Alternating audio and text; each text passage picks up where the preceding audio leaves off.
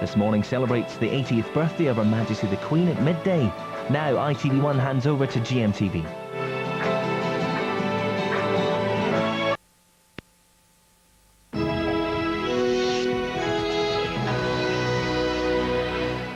Happy birthday, Mum. The Queen, waking up in Windsor, 80 years young.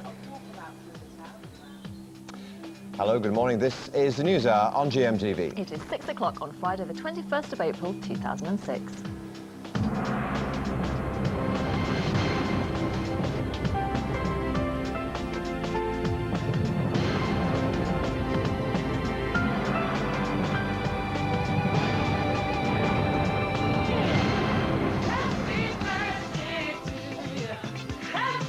Yes, happy birthday. The Queen is celebrating her 80th, kept busy by opening some of the 20,000 cards she's been sent. We're live at Windsor all morning as the birthday lady meets lots and lots of well-wishers who will be there in the end. Just Sue there at the minute. We'll hear from her in a tick.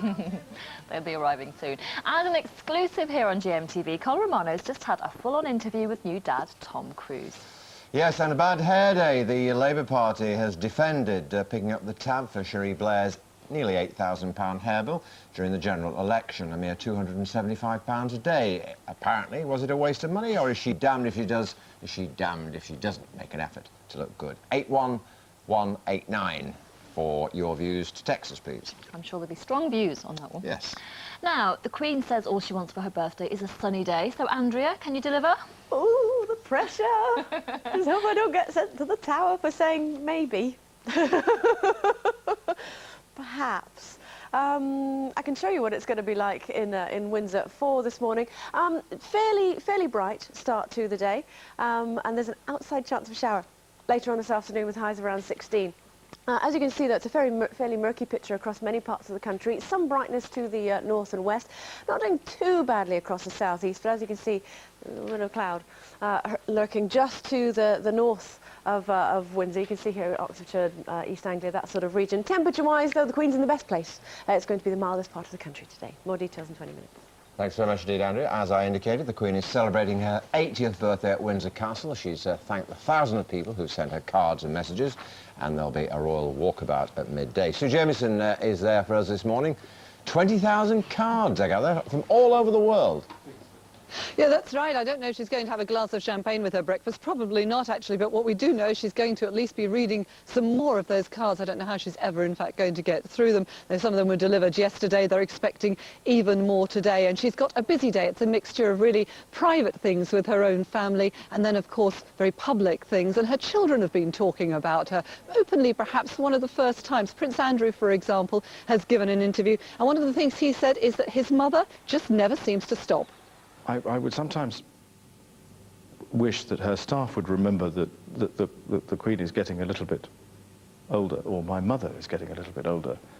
But I don't think that would necessarily affect the stamina or the grace with which the Queen does what she does for this country.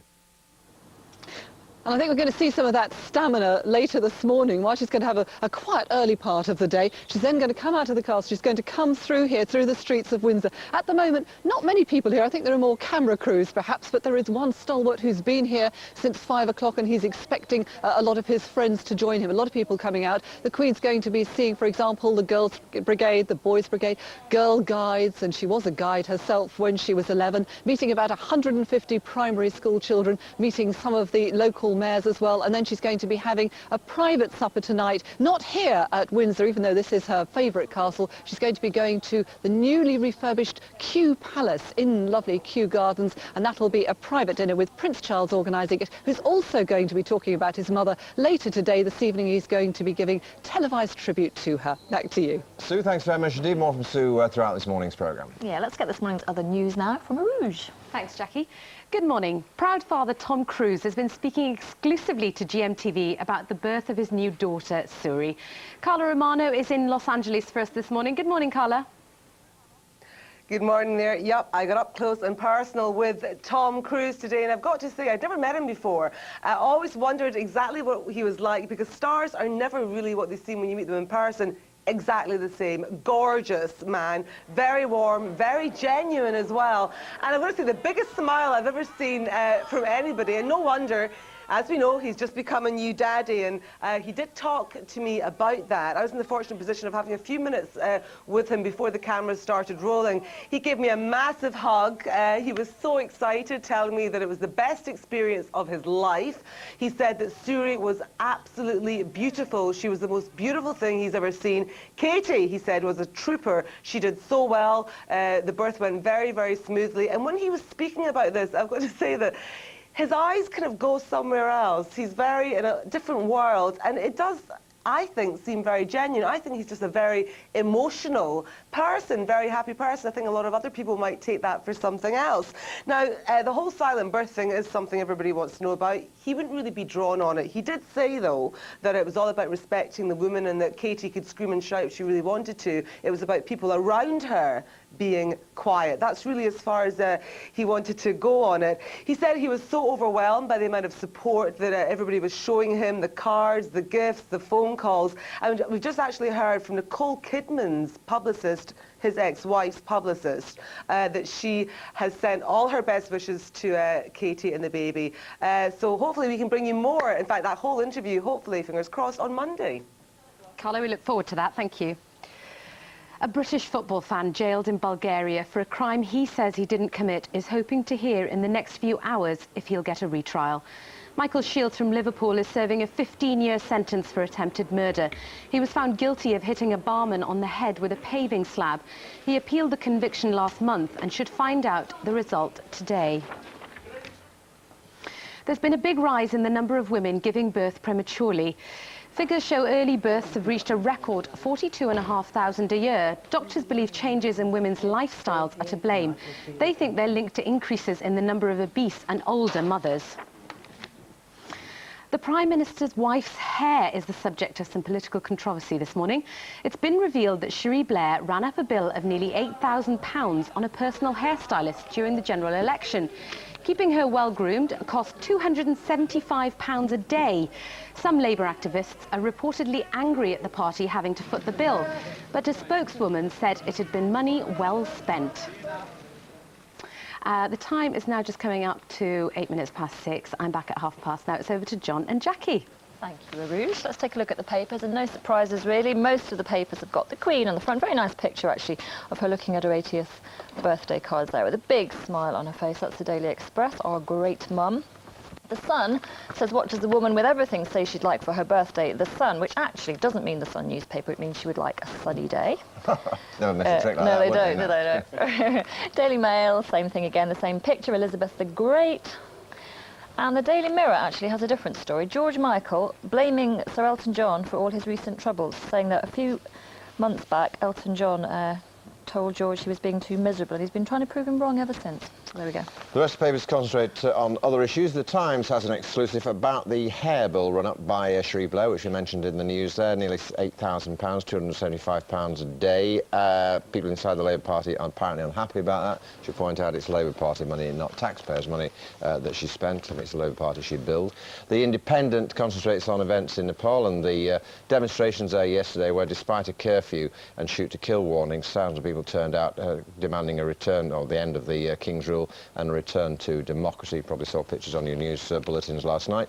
And in The Guardian, a piece saying that detectives have widened their inquiry into the cash for peerages investigation. It's now going to take in some of the activities of Tory party members, and in particular the loans or cash which went the way of Ian Duncan Smith during his tenure of office as the leader of the Tory party. We're going to move on to sport now, and former Chelsea, Everton and Scotland international Pat Nevin is here to discuss last night's action the weekend. But first of all, Pat was going to talk about this piece on the back page of the Mirror, and in one or two of the other papers, saying it's all over. McLaren is going to get the job as England coach, although I have to point out the Mail says they still haven't made up their minds. What do you think? Well, he's coming with a good run at the right time just now. Yeah. Had a terrible start to our midpoint to the season, but getting two semi-finals in Europe as well, he's doing well. He's actually done it with a lot of injuries, you know. His team's been under a lot of pressure recently. So, yeah, I've been quite impressed with him after, if you remember, I think it was 9-10 weeks ago, season ticket book's been ripped and thrown in his face. So, half-empty stadium as well. But I still think Martin O'Neill's got a good chance. Yeah, well, they're doing very well, and last night I think they did quite well to emerge with only 1-0 down against this team from Bucharest. You were watching that too. Was that your view? It was not a bad result at the end of the day? Stoya are a decent team. They're not a fantastic team, but again, I was saying... And once again, their goalie kept them in it, didn't he? He's had a great season.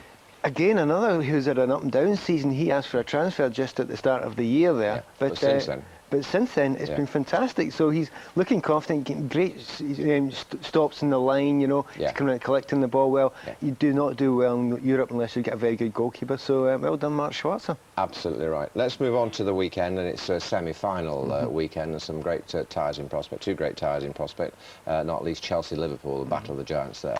Trying very hard not to be too biased here, but I really do think that Chelsea probably slightly hold the upper hand, mostly on forwards. I was down at the Chelsea game last week against West Ham United, and up front Didier Drogba was almost unplayable, and maybe that's the slight edge that Chelsea have got, but there's nothing much in it. Yeah, and again, Middlesbrough in action at Villa Park against West Ham, very much an informed side. Well, they beat West Ham 2-0 recently, but you wonder if it's a competition too far for them. I think they would probably prefer all the two to go forward in the UEFA Cup.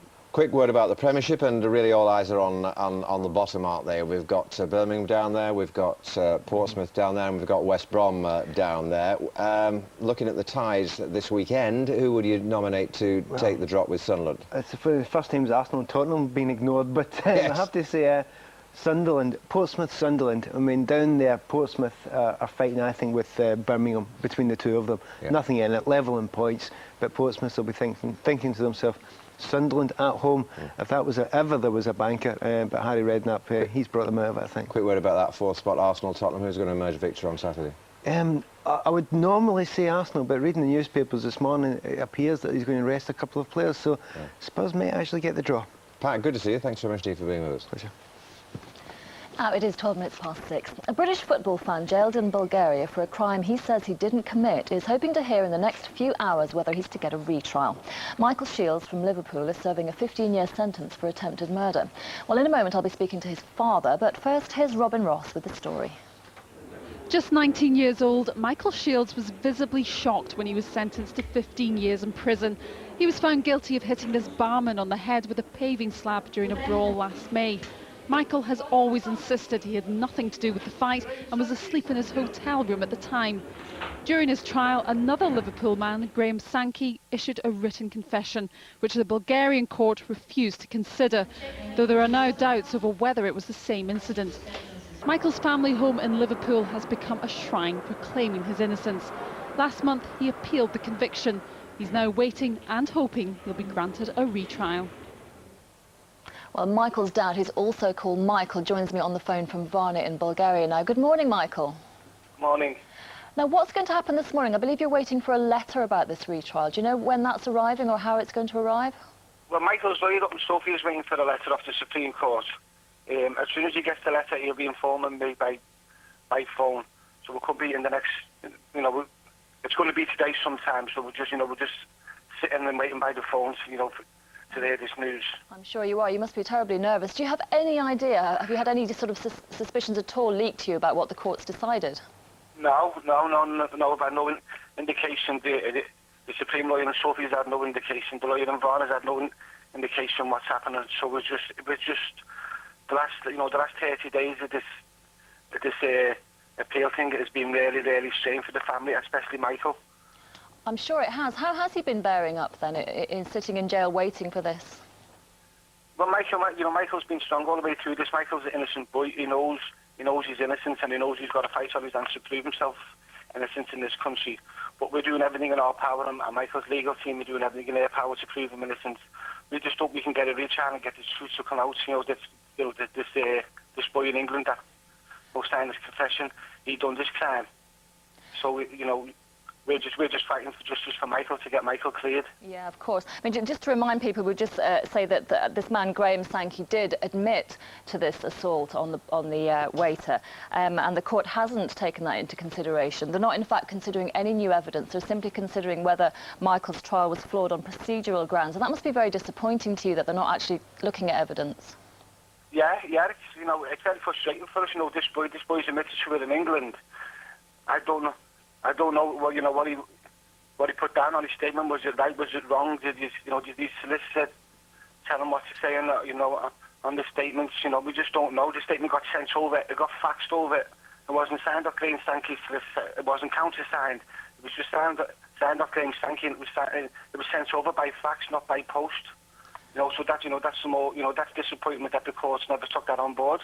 Indeed, I'm sure. Well, I know you've got some very nervous hours ahead of you, and I know you'll also be seeing Michael later on. Thank you so much for talking to us. That's Michael Shields Senior there in Bulgaria. Thank you. Bye. Okay, time now coming up to 16 minutes past 6. You're watching the news hour here on GMTV. These are the headlines you're waking up to this morning. The Queen is celebrating her 80th birthday at Windsor Castle. She's thanked the thousands of people who've sent her cards and emails. There's been a record rise in the number of women giving birth prematurely. Doctors say it could be linked to increases in the number of older mothers. And the Labour Party has defended Cherie Blair after it was revealed she ran up a bill of nearly £8,000 on a personal hairstylist during the general election. Now, this weekend, we find out who's worth what amongst the mega-rich and famous as the Sunday Times A Rich List is published. In a moment, the full lowdown with the man who puts the list together, Philip Bresford. But first, this from Havovi Todd. Vanessa May's stunning looks have pulled many a heartstring. But it's by plucking violin strings that she's made her cash, £32 million of it. She heads the Young Entertainers Rich List above Keira Chaplin, granddaughter of Charlie. Coldplay jointly hold third place with £25 million each. They've more than doubled last year's income thanks to their record-selling album X and Y. The Queen is reputed to be one of the richest women in the world, and that should make it a very happy birthday for her. But according to last year's list, she was worth less than J.K. Rowling, who leads the film and television millionaires this year with a personal wealth of £520 million. All proceeds from her Harry Potter tales, which have also made Daniel Radcliffe one of the youngest millionaires. Well, the man who compiled the list is here. That's Philip. Good to see you, Philip. But let's talk about the top 3 of the Young Entertainers list. The full list was published in the Sunday Times on Sunday. We've got the Young Entertainers list so far. We've got Vanessa May for one, yeah? Yes, she's made her fortune through the sales of 8 million records over the years, concerts, and doing very well from that. 32 million is a lot of money for a young lady like her. Keira Chaplin, who I hadn't heard of, you hadn't heard of either, I gather, but lots of other people have. The relation of Charlie Chaplin, of course. Granddaughter, yes. Granddaughter, a model, an actress, and a businesswoman. Absolutely amazing at that age to be able to do all these 3 things, and she's clocked up about 30 million so far. And third on that list, I think, was Coldplay, who is not that surprising, I suppose, because the money to be made in the music industry is big, isn't it? It really is big, and they've done big this year with their X and Y and the tours. Daniel Radcliffe will have no problem with his tuition fees when he gets to that stage in his life, will he? There he is, young lad, Harry Potter. How much is he worth? He's in at 14 million, and we can see a lot of money pouring into his company, and he's just signed 8 million deal for the next Harry Potter film. Is that from films? That's just from films. £14 million for a lad at that age, good heavens. So J.K. Rowling, he's got a way to go to catch up J.K. Rowling, hasn't he? He will take a long time, but he's got the years on his side. Right. Now, what about the Queen? I mean, the monarch, not the band. Well, we have her in at 300 million because she doesn't, we don't count her art treasures that are worth several billion as hers. And she's done quite well this year with the rise in the stock market, and her investment income has risen, and the value of land that she has around Balmoral and Sandringham will have risen as well. The question I always have to ask you, Philip, and I'll ask it again, is that my wealth, such as it is a well-kept secret between me, my accountant, and the Inland Revenue. How do you know all this? Well, it's very easy nowadays because a lot of people have companies. A lot of our list is made up of businessmen, and we can see their shareholdings. There's a lot of interest in the press generally in wealth nowadays, and every time a company is sold, it's reported, and I pick up the details. So more and more is coming out. And I'm getting the lottery winners as well now, and that's pretty easy. You've just got the big lottery figures to deal with. Well, it's fascinating stuff. Thanks very much, Dee, for being here. You can see the full list of show business moneymakers on our website, gm.tv, and many more, I think, when the list is eventually published over the weekend. Good to see you, Philip. Thank you. Where are you on that list then? I'm not, Oh, I'm glad to say. Okay, nor am I. Prefer anonymity. One day, maybe. I keep his inquiries, you know, well in the background. Still to come on the programme, a right royal celebration. We'll head to Windsor for the Queen's 80th. Yes, and according to the Sun newspaper, all the Queen wants is a sunny day for her birthday. Can Andrew deliver? We'll find out in a couple of ticks.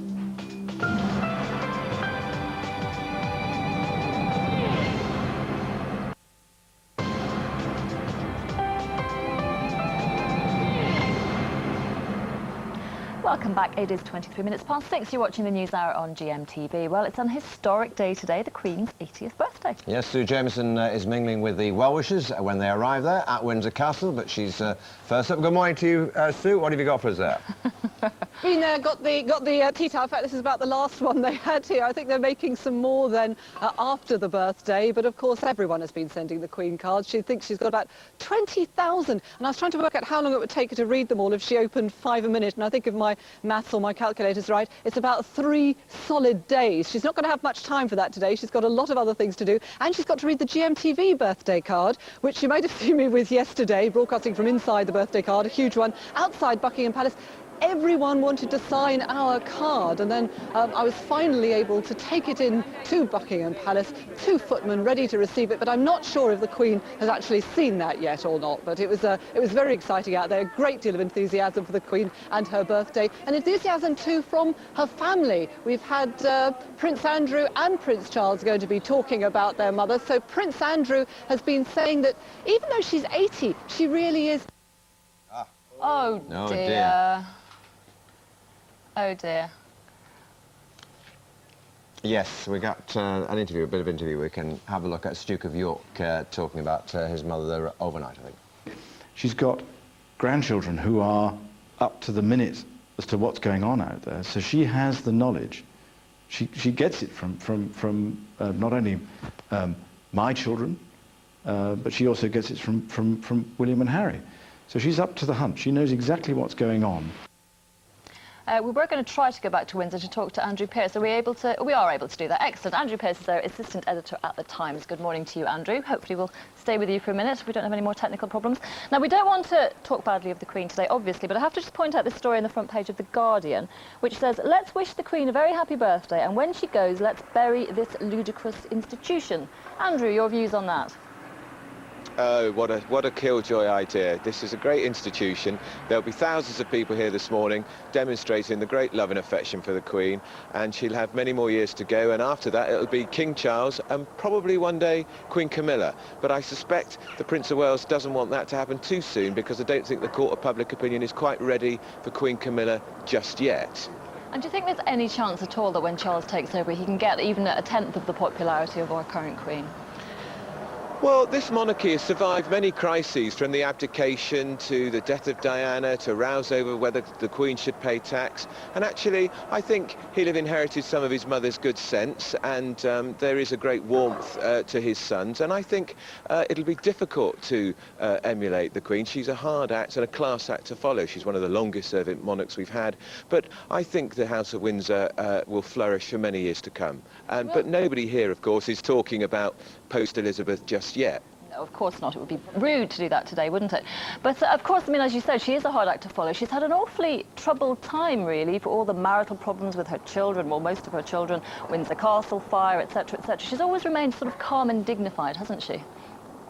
Yeah, and I think it's one of the great strengths of the Queen, and it's why there is such a great affection for her. She hasn't changed very much. She's discreet. We don't know her opinions on, we don't know which Prime Minister she's liked best. People say she didn't like Mrs. Thatcher, but I don't think that's true. I saw them together at her Thatcher's 80th birthday party, and they look like a couple of old friends together. But she's a great symbol of continuity, and that's been the great gift of Elizabeth II. She's weathered many crises. She's seen the monarchy go from when she became Queen. Winston Churchill was Prime Minister, and there was a great British Empire.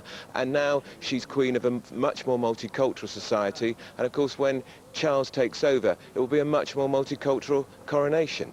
Indeed, it'll be very interesting. Andrew Pearce, for now, thank you very much. We'll be speaking to you again a little bit later on. Lots of royal stuff on our website, quizzes, photos, but of course what the Queen really wants is sunshine for her big day, so no pressure there, Andrew.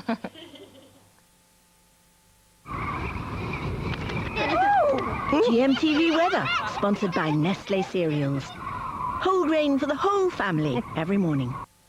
The pressure is building. Okay, this is the kind of weather that the Queen has got in store today. Let's take a look and see what we've got weather-wise.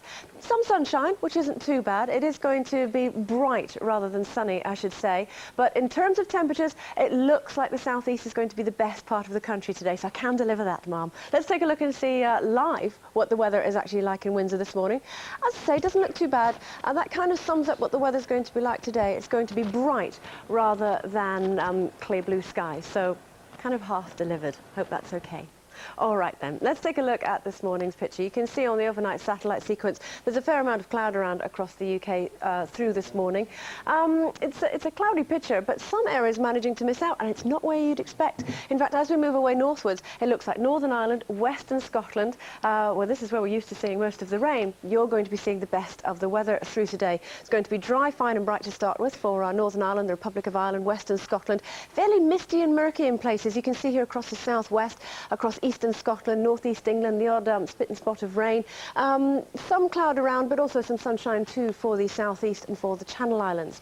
Now, as we go through the morning, not really that much is going to change, and it's a similar story really for this afternoon. I think that low cloud and mist is going to linger across more eastern areas of Scotland. I think out to the west and more northern areas, you'll see the best of any dry and bright weather today for Scotland. Not a bad day too for Northern Ireland, for the Isle of Man, for the Borders region. It's the further east that you go. There you can see that mist and murk just lingering around coastal areas right the way down to northernmost parts of East Anglia. A mixture of sunshine and, well, fairly light and patchy showers, I have to say, for Wales. Western Wales, you'll escape the worst of that and see some sunshine. There's that southeastern slice. Hopefully Windsor will hang on to some sunshine during the course of today. There's an outside chance of a shower, but hopefully it'll be fine. And for the southwest, not doing too badly. Highs of around 17 degrees. Easy summary. For your in-depth local outlook, visit our website, gm.tv, or for a 10-day forecast, call GMTV's Weatherline on 0905 514 0000. OK, competition time now. Your chance to win the last of the £10,000 we're giving away this week by the end of the show. It's the Great Easter Checkathon, which means you could win £10,000 today. We'll be revealing the winner by the end of the show, so here's the question you need to answer to be in with a chance of winning. Well, hey, Cornwall is most famous for what type of food? A. Cornish pancakes, B. Cornish pie, or C. Cornish pasties? That was the question. Here's how you can enter. You can dial 09068 100 100. That's 09068 100 100. Or you can text A, B or C as your answer, plus your name and full address to 81149. Or you can enter via the website. Lines are only open till 9 o'clock and we'll announce the winner by the end of the show. So good luck and get dialing. Why? Good morning. It's 6:30 on Friday, the 21st of April, 2006. You're watching the News Hour on GMTV. Yes, in the next half hour, imagine never knowing what's wrong with your child. We meet the young lad with the mystery illness that's baffling doctors. A GMTV exclusive for you as well. Carla's just got back from an interview with new dad Tom Cruise. Carla. Yep, I've been speaking to one of the biggest stars on the planet, and Tom Cruise had baby on the mind. Find out what he had to say a bit later on. Thanks very much indeed, Carla. And a rise, Sir Walk-a-Lot. Where is he? Where is he? There he is, he yes. 26 miles, dressed in full armour. That's him preparing for the London Marathon. We're meeting Lloyd Scott. You remember him, he's done everything to raise money for charity, including walking along on the bed of Loch Ness, if I remember rightly. Talking to him in about 20 minutes' time. If he makes it in here, it could take Indeed. him hours to walk in here in that lot.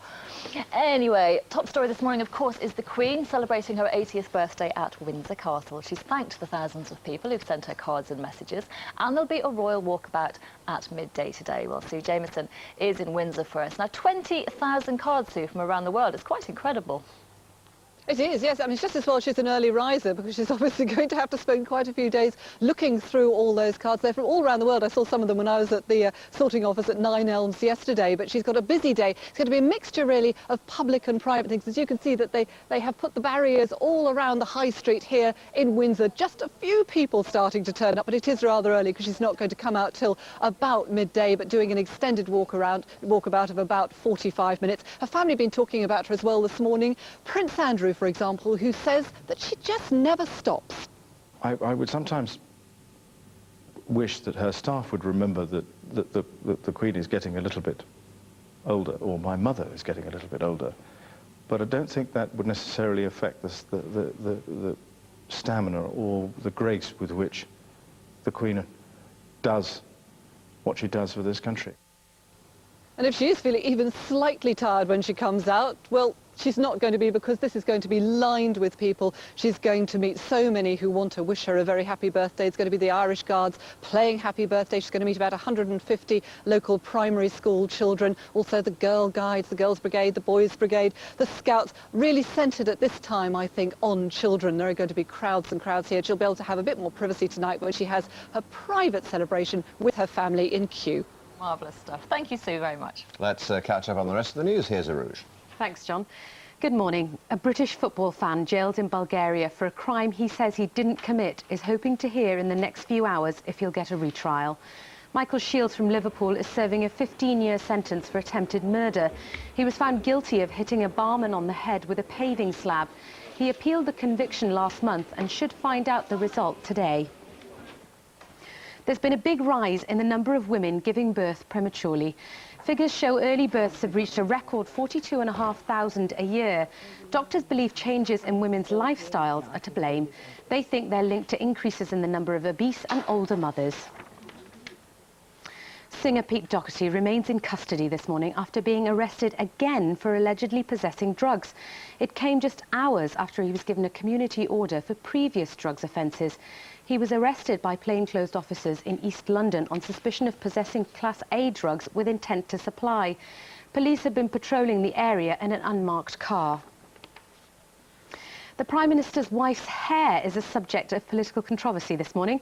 It's been revealed Cherie Blair ran up a bill of nearly £8,000 on a personal hairstylist during the general election. Keeping her well-groomed cost the Labour Party £275 a day. Some activists are reportedly angry at the party having to foot the bill, but a spokeswoman said it had been money well spent. It's the weekend Take That fans have been waiting for. The boy band has reformed for a one-off tour which kicks off on Sunday in Newcastle. Michelle Morrison reports. They had the looks and the raunchy moves that their screaming fans will never forget. And for women over the age of 30 who spent many a night in the 90s in their Take That poster-plastered bedrooms, this is the weekend that they've been praying for. Take That's comeback tour. At a radio gig yesterday, the boy band proved it still has what it takes to relight the fire of fans, even after all these years. All I do each night is pray that I'll be a part. When tickets for the arena gigs went on sale, they were snapped up in hours by fans desperate to hear some of the 90s classics. Whatever I said, whatever I didn't mean it, 'cause I just want you back for good. But don't be fooled, ladies. Regardless of what the song lyrics may say, they won't be back for good, just for this one tour. Michelle Morrison reporting.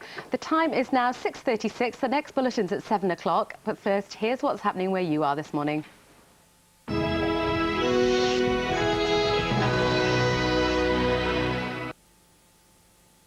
Good morning and welcome to the breakfast news from ITV Granada. first, Michael Shields and his family face another anxious wait to see whether or not his appeal has been successful. The decision had been due yesterday, but it was put back and is now expected today. He's currently serving a 15-year sentence for the attempted murder of a Bulgarian barman, but has always protested his innocence. The best he can hope for from the appeal is a retrial. They're obviously disappointed. They've been expecting a decision all day, been very hopeful, and it's very much an anticlimax. But I suppose if the decision comes tomorrow and it's the right decision, then everything will be forgotten as far as the wait today is concerned. Police have identified a man whose body was found on a street in Greater Manchester. 66-year-old Joseph Russell was found unconscious on Lake Road in Denton just after midnight. He was taken to hospital but later died. Post-mortems revealed he died from a single stab wound to his stomach. 6 men have been charged by police following violence after the Liverpool-Manchester United match in February. Police are still trying to trace 3 men who were also believed to be involved in the disturbances in Kirkdale, in which bricks and bottles were thrown at police who were stopping them from attacking rival fans. The 6 charged with violent disorder are due before the Community Justice Centre in Liverpool this morning.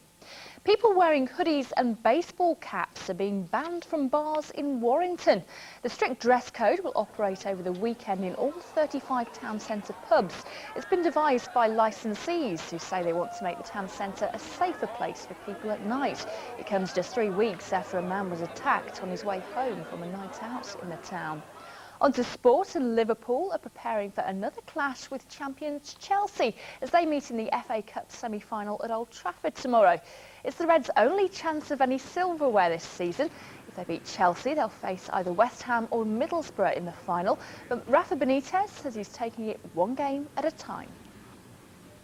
The first thing is to win this game, and after, if you can play in the final, it will be a very, very difficult game, because when you are talking about a cup, a game, a final, then everything can happen.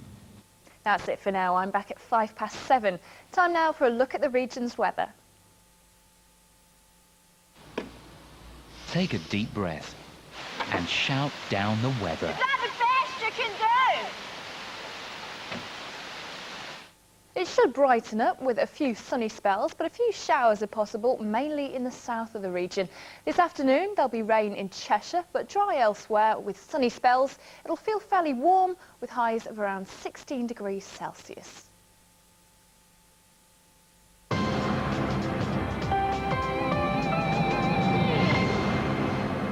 Welcome back to the news hour. Most of the papers dominated by the Queen's 80th birthday. That's the Sun this morning asking for a bit more current bun for her birthday. But in the Times, an interesting tale about Cherie Blair revealing that apparently she's put in a bill of £275 a day, nearly £8,000 for her hairstyling during the general election campaign, which has prompted lots of emails and text messages from you already, not least one from Karen Johnson in Lee, who says Blair's hair, what a waste of money when our kids are starving in the hospital and National Health Services are in the state they are. Should point out to Karen and to other callers that it's not taxpayers' money that foots this bill. This bill goes to the Labour Party, which Andrew Pearce from the Times I'll pick up with now. I mean, that's the point, isn't it, really, Andrew? I mean, should we care that much about this? This isn't the taxpayer who's picking up this bill, it's the Labour Party.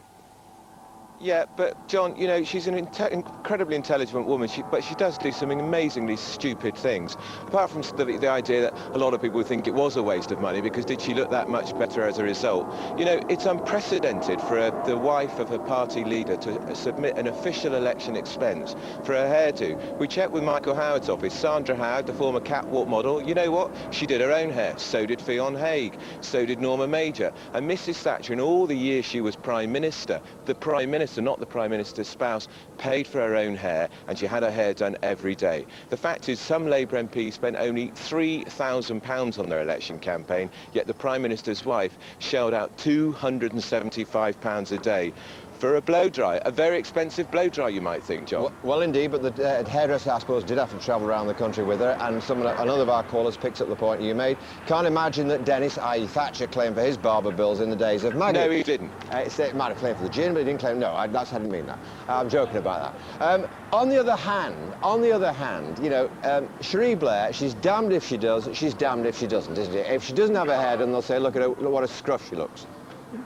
John, she's not exactly hard up. She's a barrister, a QC. She earns up to 250,000. Her husband earns 180,000. They live in a Grace and Favour house in Downing Street. They live in a Grace and Favour house called Chequers. She also has a chauffeur-driven car provided by the taxpayer. You think she could afford to buy herself a hairdryer, or actually afford to pay for the haircut or the blow dry herself, wouldn't you? It's not a lot of money for Cherie Blair. One final point, Andrew. Our female producer, whose hair bill we don't know the details of, wants to know how much you spend on your hair. about £40 a month. About right. Andrew, thanks very much indeed. See ya. That's quite a lot, actually, isn't it? A month? For a man, I think I think it's quite a lot. Well, that cost me 30 quid. Oh, does it? Yeah. Let him off. And he's posher than me. Oh dear, they're saying the calibre of John's haircut is far superior. We'll invite your views on that. I'm sure you'll sell it. We'll get the texts will go crazy. Anyway, moving on, it's 6:42. My next guest sitting here next to me is baffling medical science. 7-year-old Samuel Dalton has severe developmental problems, but as yet doctors can't put a name to his illness. They basically have no idea what's wrong with him. Now he's here with his mum Ruth and also Liz Swingwood from the help group Syndromes Without a Name, otherwise known as SWAN. Good morning to you all. Now he's a lovely little boy. He's been sitting here giggling. They probably heard him giggling through that Andrew Pearce interview. But you don't know what's wrong with him. So what are his symptoms? Samuel, he's nearly 8 years old. He doesn't walk, he doesn't talk. He does understand certain words, but he doesn't actually understand conversation. He's also got sort of poor muscle tone and he can get very jittery. I mean, for quite some time they were concerned that he was having seizures. Right. And when did it start? Because you had a normal pregnancy. He was born a couple of weeks early and he was small, but when did you notice that something was wrong? Well, he was treated for the first 4 months of his life for having a feeding problem because, I mean, that was something we noticed straight away. But after a little while, a little bit of mother's intuition kicked in, and I thought, no, there's something more than this. I'm not sure about this. So we got a second opinion. He was taken to another hospital, and they did a brain scan, and they realised that his brain wasn't quite what it should be. And it just went on from there, and literally since then it's... And he's just had test after test after test, and nothing has shown up. That must be so frustrating. It is frustrating. And I suppose one of the things with not knowing what's wrong is that you've got no idea what's around the corner, what's going to happen in the future. That is the main thing. I mean, actually giving his condition a name isn't the important thing. No.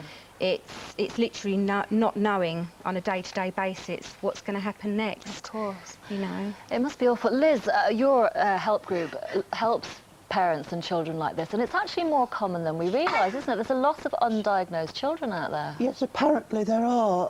When we got my granddaughter to Great Ormond Street... Because you have your granddaughter is also undiagnosed. Yes. We were told that we may never get a diagnosis, and there are an awful lot of you out there, which surprised us. We thought we were the only ones. I bet. And so what does your group do? How does it help people? Well, one of the first things we're doing is to campaign to get this whole issue out into the open and stop the abuses that these families are suffering. Because when you mention abuses, it's actually people who have undiagnosed children. A lot of people think, well, you obviously don't care enough about your child to bother, don't they? Which is awful. Absolutely. They get verbal abuse. They're refused benefits. My granddaughter was registered deaf, blind, asthmatic, epileptic. She couldn't walk or talk, she couldn't crawl, she couldn't chew food, she'd had heart surgery and was refused benefits because she didn't fit the criteria. Gosh, it's awful, isn't it? So it's very important to recognise that these children do exist in quite large numbers. Yes, absolutely. Samuel is a very happy little boy, obviously, though. Yes. I mean, so he doesn't seem to be suffering, really. Obviously physically, but mentally he seems really happy. Yes, he is. He's always happy, and wherever he goes, everybody falls in love with him. He's a very, very popular boy. He's gorgeous. We are finding now, as he's getting older, that he's noticing that other children are doing things that he can't. You know, he gets very excited when he sees other children playing. But well, maybe one day, who knows? Yeah. Maybe you know, medical science will find out what's wrong with him. Yes. And, it's lovely to meet you, Sam. He's been very good, hasn't he? Yes. Thanks ever so much for talking to You're us. welcome. Thank you very much. Thanks. And as ever, you can find more on that story on our website, gm.tv. OK, GMTV exclusive in the offing now. He's the most famous dad in the world, and he's spoken exclusively to us about his new child. Carla Romano has landed herself an interview with who else but Tom Cruise. Morning, Carla. So how was he? Over the moon, John, and I think even that's an understatement. The man couldn't stop smiling. He was grinning from ear to ear. It was the biggest smile I've seen in my life. He just said that it was such an incredible experience that when he first saw his baby, Suri, come into the world, he was stunned. He said it was just so unbelievably overwhelming that she's the most beautiful thing that he has ever seen. He just kept saying it over and over, that she's so beautiful. And when he was talking about her, I've got to say, he kind of does this thing where when he really gets into something where he's talking about it, he kind of looks away, averts his eyes, and gets a little misty-eyed. I did think he was going to start crying at one point. You know, you can say what you want about Tom Cruise, and a lot of people have, but I just think he's a genuinely emotional person. Is he hands-on? Is he changing nappies? Well, we didn't quite get into that, but I think he probably will be. He looks like the kind of guy that will get right in there and roll his sleeves up. He did, after all, film the birth, but he's going to be very busy over the next 2 weeks. He's doing a grueling promotional tour for Mission Impossible 3, his new movie. He's coming to London on Tuesday. The premiere is on Wednesday, so he's going to be very busy for the next couple of weeks. So he won't be able to be hands-on, but I'm sure he will be when he gets back, and you can see more of my interview, hopefully, next week. We look forward to that. And how's Mum, by the way? Mum is very well. He said that she was a complete champ, did really, really well. Wouldn't really be drawn on the silent birth. Didn't really want to talk too much about it, but just said that it was all about respecting the mother, and Katie went along with that, and she did very, very well, and that she's very well right now. Mum and baby doing great, he says. Look forward to seeing that later. Thanks very much indeed for the time being, Carla. It's 6:48. Now, we know our interviews can be tough, but not many of our guests come prepared like this in a suit of armour. Now, that is, unless you're Lloyd Scott. He's dressed like that for a reason. You can find out why in just a moment, or it could be quite a long moment, because he's walking rather slowly. But while he does make his way over here, I think we should go and see what Ben Shepherd is up to, shall we? Yes. We've all heard of Around the World in 80 days, but how about Around the World in 80 hours? That is exactly what Ben Shepherd hopes to achieve, and he's at Heathrow Airport. Good morning, Ben. Morning, Jackie. Yeah, they've brought me down to Heathrow. I think it was to get a bit of a sense about what we're trying to do next week. Actually, it's scaring the life out of me because these planes are coming in thick and fast. And one just went to land and then took off without landing. So now I'm absolutely terrified. The idea of the whole of next week is that we visit a different country every single day, and we transmit live from each of those countries. I can't tell you exactly where I am going to be. I can tell you is we're going to be visiting 5 of the most iconic landmarks there are on the globe. It all starts on Monday. The idea, we've got 66.5 hours across the week in the air, 12.5 hours on the road, 4.5 hours on a train. I say idea because, of course, we're at the mercy of public transport, which is never a good thing. Kate Garray did this back in 2001. She went to Egypt, she visited the pyramids, she went to Venice for a bit of romance, she went to Australia, she went to Hong Kong in China. The plane just landed. It landed, yes! They do land. And also, she ended up sunning herself in Phuket. I'm not sure it's going to be quite as much fun as sunning herself in Phuket, but it is going to be intense. If we make it, it's going to be fantastic. So like I said, it starts on Monday. 5 iconic landmarks. I can't tell you where we are starting, but I can assure you we're not starting in John Stapleton's dressing room, splendid as it is. I'm sure he's very relieved to hear that, Ben, as well. It sounds exhausting. We look forward to next week then. And you can follow every step of Ben's amazing journey on our website, and you can even win a family holiday if you guess his week's mileage. All of that at gm.tv. Now then, in the past, he has done the London Marathon in a deep-sea diving suit. This year, on St George's Day, he's running, if that's the right word, the marathon dressed in a suit of armour, dragging a 10-foot drug, and he has made it across the studio. Oh, Scott, good to see you. Welcome once again. I better lift this because without this, we can't see you, and he's sweating already. My dear. Thank you very much for being with us. Where's your dragon, by the way? Parked outside, actually. The dragon's parked outside. It fit in the lift, apparently. Is that dragon, yeah. Now then, obviously you're doing this way because it's St George's Day on Sunday. What's the weight of all this? The suit weighs about 100 pounds, and the dragon is close to 200 pounds, so it's a fair weight I'm going to be putting around the course. And you're carrying that lot for 26 miles? Yes. And as I can see already, it's hot under there. It is quite warm, yes. How long is it going to take you with the dragon? There is the dragon, we can see it now. Well, we're thinking it'll take several days, I think. We stand at a number of famous London landmarks en route at the Observatory and the Cutty Sark and Tower Bridge and Canary Wharf. And as ever, it's all in a good cause. It is, actually. I'm helping Steve Redgrave break the world fundraising record for the London Marathon, and he's donating to 3 different causes, one of which is obviously my favourite, children with leukemia. So I'm sort of helping him to help this particular charity. Any idea how much you're going to raise? Well, Steve needs to raise over £1.2 million. Yeah. So as long as we get over that total and break the record, I think we'll be very, very happy. Terrific. Well, we wish you well. Thank you. As ever, you've come up with another great idea. Thanks very much indeed. And you've got the MBE now as well, haven't you, of course? Well, yeah. What does that stand for, in your view? Mad bloody eccentric. Yeah, I think that's probably about right. Good to see you. You can get more about Lloyd on our website, gm.tv. Andrew and Fiona here with GMTV Today next. Yeah, lots more on the Queen's 80th birthday celebrations, but of course, first of all, the weather for that birthday, and indeed anybody else's birthday today. Andrea has the details.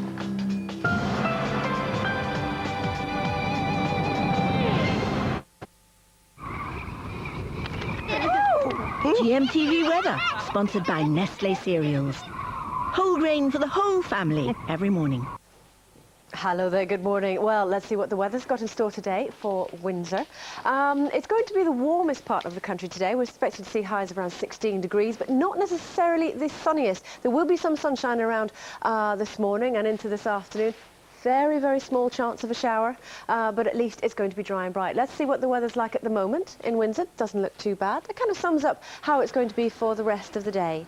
But if it's sunshine that you're looking for, or at least a pretty scene, have a look at this. These are live pictures from Newquay this morning. Look at that. Just gorgeous. It makes you all excited and think that summer's coming. It really, really does look nice. OK, let's have a look and see what kind of weather we've got in store for the rest of the country through today. If we just take a dip underneath the cloud, you can see it's a fairly cloudy start across many parts. Newquay, you're a very lucky place this morning, seeing that sunshine. You can see some rain across parts of Wales. This is actually where we're seeing the best of the weather through today. It's Northern Ireland and Western Scotland, starting off fine, dry and bright. It's a wee bit misty and murky across the southwest, so as I say, Newquay's doing very well indeed, and across eastern Scotland, northeastern parts of England. The odd spit and spot of rain. I think the mist and low cloud is going to cling on to eastern parts of Scotland through today. That could well have an impact on the temperatures. Best of the sunshine for Scotland, things going to be across western areas. If I zip out the way, you can see not a bad day for Northern Ireland. There's that mist and murk again. It's going to be clinging on right the way from eastern Scotland down into northern parts of East Anglia. Western Wales doing very well. I think you'll see some sunny spells this afternoon. Should be dry, fine and bright. A mixture of sunshine, light patchy showers for the rest of Wales, the Midlands. There you can see that sunshine across the east. Fingers crossed it'll last in Windsor today for the Queen's birthday. And as far as the southwest goes today, if I move out the way, there you can see for the Isles of Scilly, sunny spells doing very well. Highs of 16 or 17 degrees.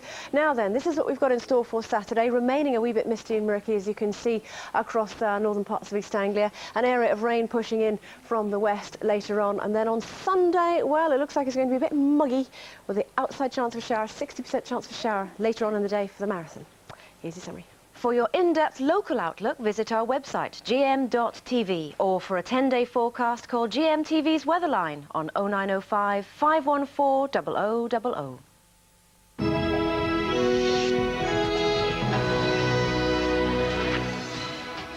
Windsor Castle this morning. The Queen is waking up today on her 80th birthday, and in case you're watching, many happy returns, Mum. She listens to Terry Wogan. She told him that yesterday. Your Majesty. That's why he's paid £800. Your Majesty. This is the programme to be. This is GMTV Today. Yep, it is almost 7 o'clock. It's Friday, the 21st of April, 2006.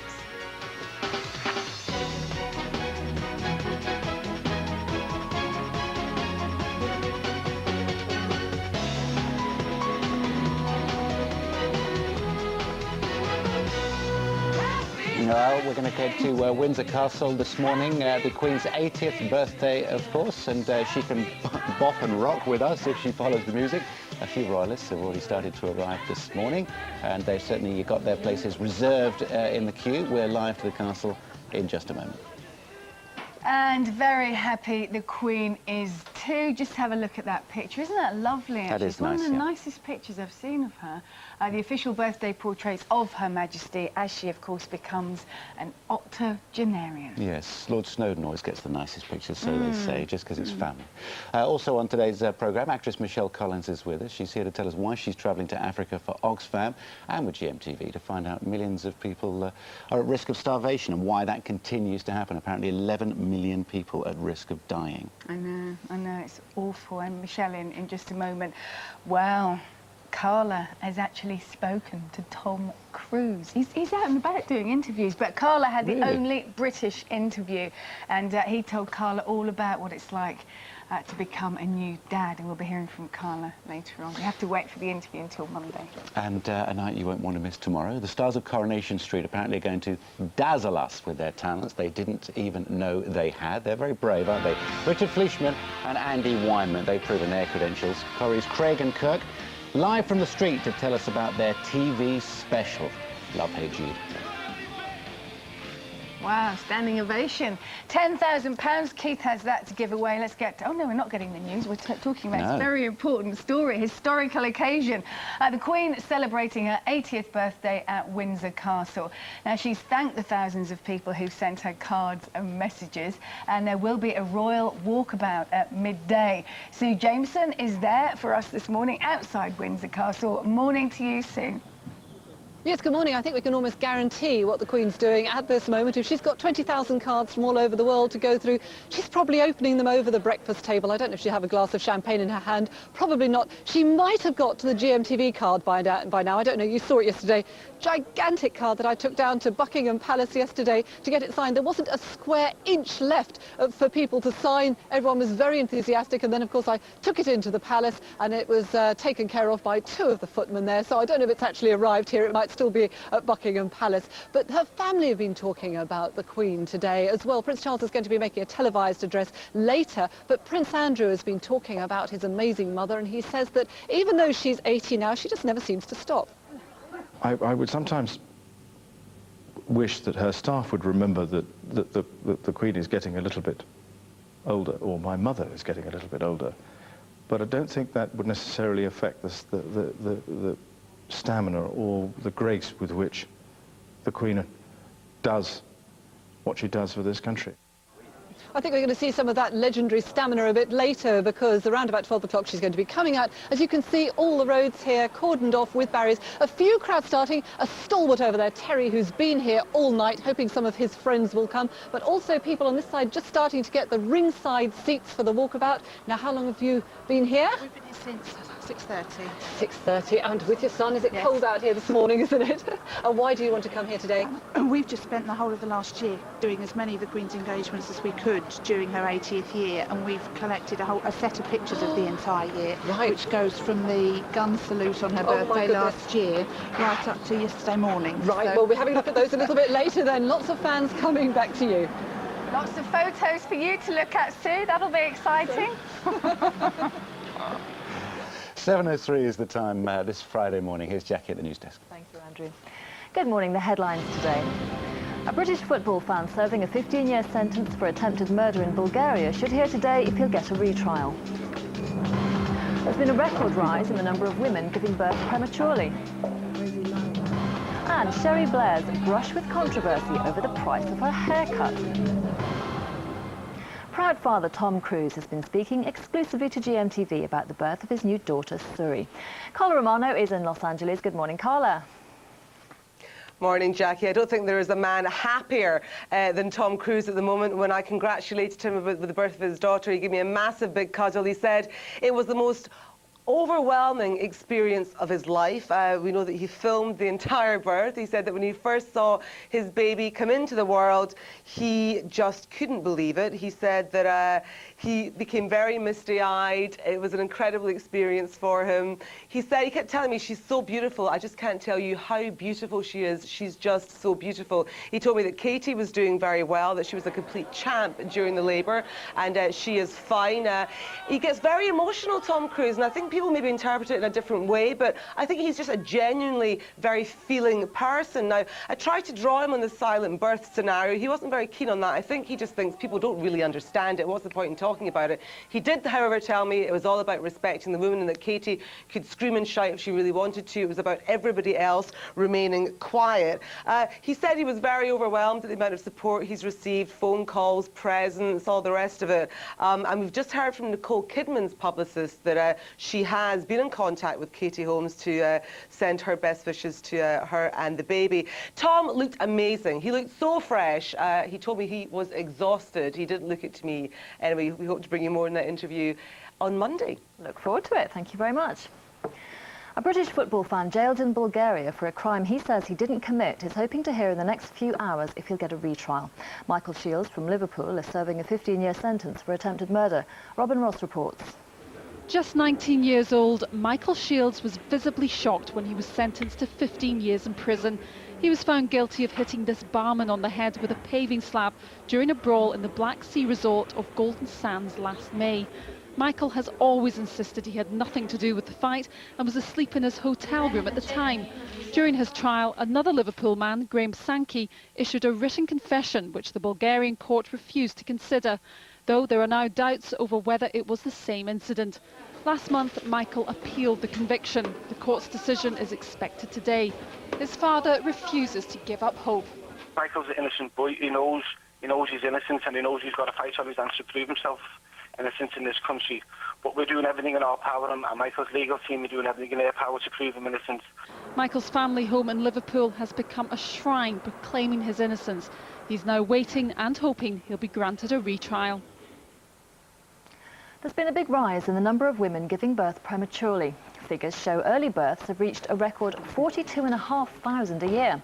Doctors believe changes in women's lifestyles are to blame. They think they're linked to increases in the number of obese and older mothers.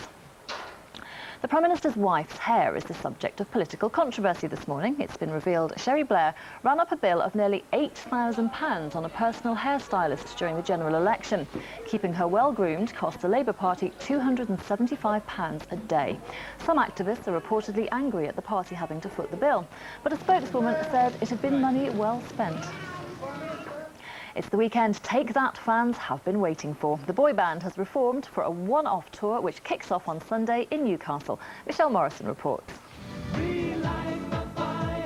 They had the looks and the raunchy moves that their screaming fans will never forget. And for women over the age of 30 who spent many a night in the 90s in their Take That poster-plastered bedrooms, this is the weekend that they've been praying for. Take That's comeback tour. At a radio gig yesterday, the boy band proved it still has what it takes to relight the fire of fans, even after all these years. All I do each night is pray that I'll be a When tickets for the arena gigs went on sale, they were snapped up in hours by fans desperate to hear some of the 90s classics. Whatever I said, whatever I didn't mean it, 'cause I just want you back for good. But don't be fooled, ladies. Regardless of what the song lyrics may say, they won't be back for good, just for this one tour. It's 8 minutes past 7. I'll be back at past. Here's what's happening where you are.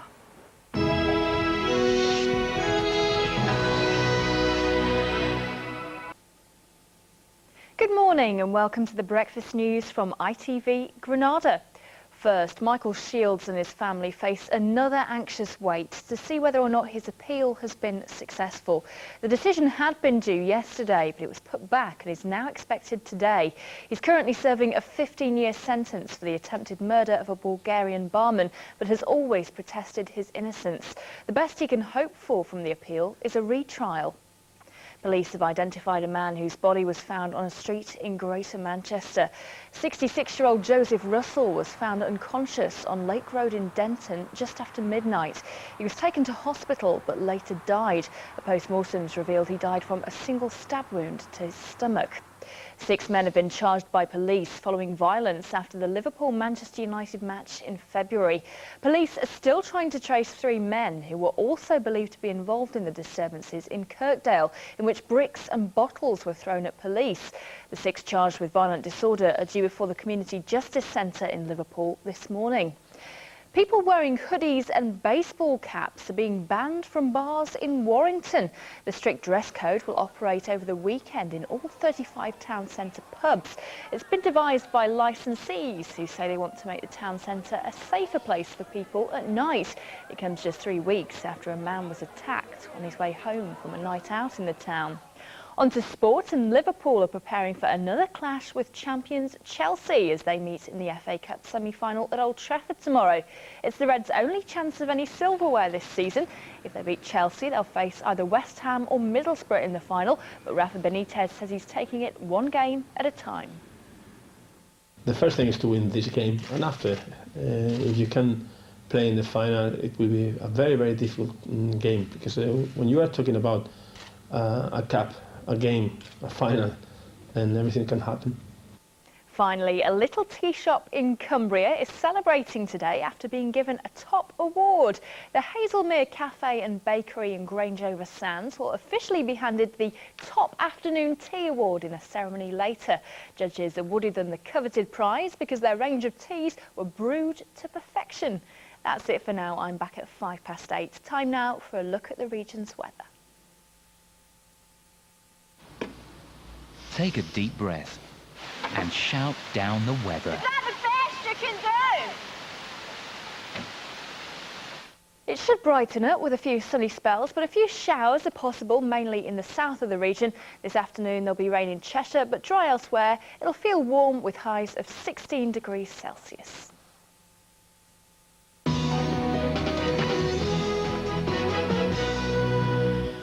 So the largest appeal to date has been launched with the help of Oxfam. It was a story we were talking about yesterday. They want a massive £200 million. They say that is needed to save the millions of Africans faced with starvation once again. Actress Michelle Collins is a very strong supporter of Oxfam, strong and active supporter. She joins us now. Morning. Can I say something? It's actually 20 million, I think. I think it's overall for that entire region. I think it might be 200. Well, we'll look at either way. It's absolutely massive. But you're going out there, aren't you, again? I am. I'm going out. I'm going on Sunday. I'm going to a place in the north called Wajir, which is an area which has been severely affected by the drought. Yeah. I think they had rain for about 3 or 4 months. Yeah. So in that sort of area, they're mostly sort of nomadic herdsmen. So obviously their livelihood is cattle, and so 70% of the cattle have died. So they're pretty desperate. Something like 11 million people have been affected. I mean, the whole infrastructure breaks down at this point, doesn't it? I mean, it's quite simply, if there's no rain, it all goes horribly wrong. And as I understand it, the tribesmen end up going into towns and cities, and then that causes more trouble there as well. That's right. And also what Oxfam are very worried about is obviously clean water, which is a huge problem as well, because there has been some rain, but it's very short term, but it's actually affected the water. So now you've got risk of cholera, malaria, those sorts of things. So basically you need to get in and give them food, short-term food and clean water. And then obviously, like you say, start to rebuild the infrastructure on a long-term basis and help people to rebuild their lives. It's quite difficult for some people, you know. They see pictures like this and they are moved by them, but it seems time and time again that it happens. 1999-2000 was the last massive one in the Horn of Africa, isn't it? And now this again. It's perhaps getting a little closer together, it seems. Well, these sort of areas are always, I mean, these are very poor countries. I mean, this is, you know, Kenya's a country where people live on $1 a day, which is below, you know, the poverty line. And I've been to Kenya before. I've been to Nairobi and around the sort of surrounding areas. So, you know, I think until you actually see these places, people just don't realise how poor people are and how different their lives are. This will take you back. This will take you back a little bit, won't it? Oh yeah, this is really.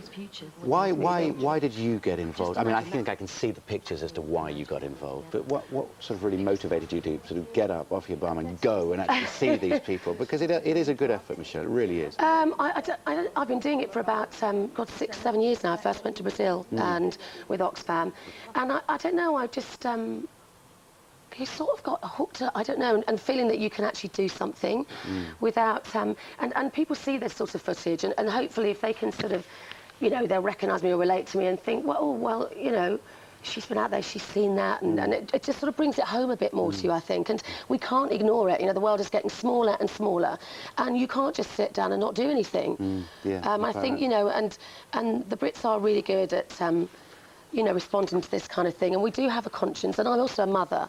You know, there are lots of... and the children are the most vulnerable. And the children are out there, always the aren't ones they? that are affected more than anyone else because they're always the weakest. I understand there's 11 million people in total in danger of starvation through this particular problem here. They say the rains have failed for 2 years. And 1.6 million children under 5 years of age, you know, they could die. 1.6 Yeah, and it's just million. not fair, you know, why should innocent children suffer?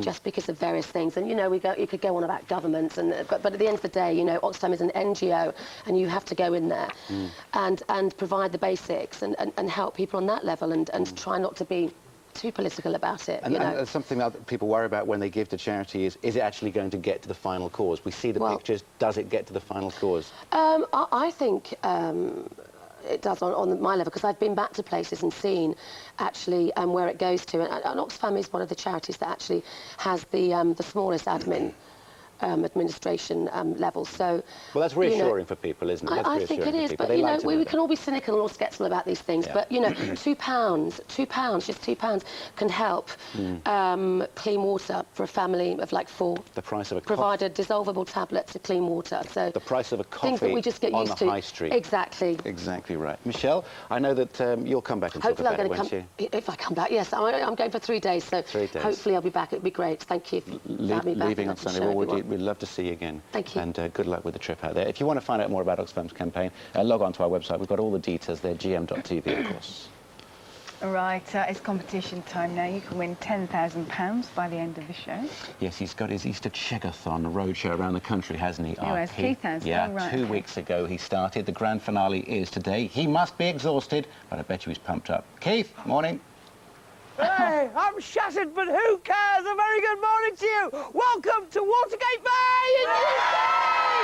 Yeah, and just look at that for a stunning view from the Watergate Bay Hotel. That is Newquay over the way there, and those waves there, that's where champion surfers like these two lads, Carl and Rob, surf. Because these guys, am I right in saying, toughest in the world? Absolutely. Yeah, but on GMTV, we want to find out how tough they really are. Can they stand off? 3 challenges. Our first challenge is this. A cold bucket of seawater. Go for it. Lovely. Yes, they are tough, but can they stand this? A hose pipe. Go for it. Fantastic. And last but not least, the real challenge on GMTV. Can they ballet dance? Go for it. Da, da, da, da, da. It's up to our crowds. Is it 1 or is it 2? Okay, number 1 wins it. All right, you can win £10,000 today on GMTV by the end of the show. It's a lot of money. The hotel manager, you've got the question. Go for it, sir. Cornwall is most famous for what type of food? Cornish pancakes, Cornish pies, or Cornish pastas? With clarity, thank you. OK, Cornwall is most famous for what type of food? A, Cornish pancakes, B, Cornish pasties, Cornish pies, or C, Cornish pasties. I should have left it to you. Absolutely. All right, that is the number that you've got to call. But if you want some more info about it, here come the details. You can dial 09068 100 100. That's 09068 100 100. Or you can text A, B or C as your answer, plus your name and full address to 81149. Or you can enter via the website. Ian's come all the way from Manchester to do this. How much time have they got left? We have 1 hour 41. OK, we'll see you later. Have a good morning. Bye! Thank you, Keith. Thank you, Keith. We'll get a name check on those 2 nice surfers as well. Request from the studio. Especially number 1. Rob and Carl. Rob and Carl, Fiona. Just in case it... Yeah, there we go. That's Rob and Carl. There they go. Great show this morning. Rob and Carl. That's it. We'll have to keep bringing that shot back, I think, throughout the programme. You like that, didn't you? Just to keep us Yeah, there was a bit of a shudder there, wasn't there? Right, there'll be a bit of a shudder after the break, because when we come back, Coronation Street stars Richard Fleishman and Andy Wyman, Craig and Kirk, live from the street. They're going to tell us about... another shudder. Another... Oh, yeah, boys. Morning to you. Big night tomorrow night for them. They'll be a little nervous, hope so anyway. Now then, we're talking about eating healthily, aren't we? We have been all week, and apparently you can boost your mental performance through the food you eat. Clearly we haven't tried it, but here's Dr. Hillary, Amanda Ursell and Patrick Holford with their thoughts. Stop looking at me like that.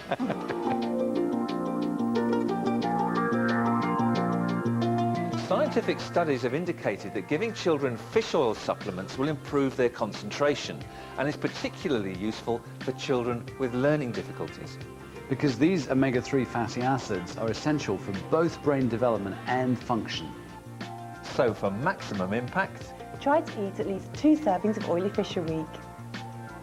And remember, eating oily fish and other omega-3 rich foods in pregnancy makes for brainy babies. When it comes to brain enhancement, the big buzzword is something called nootropics.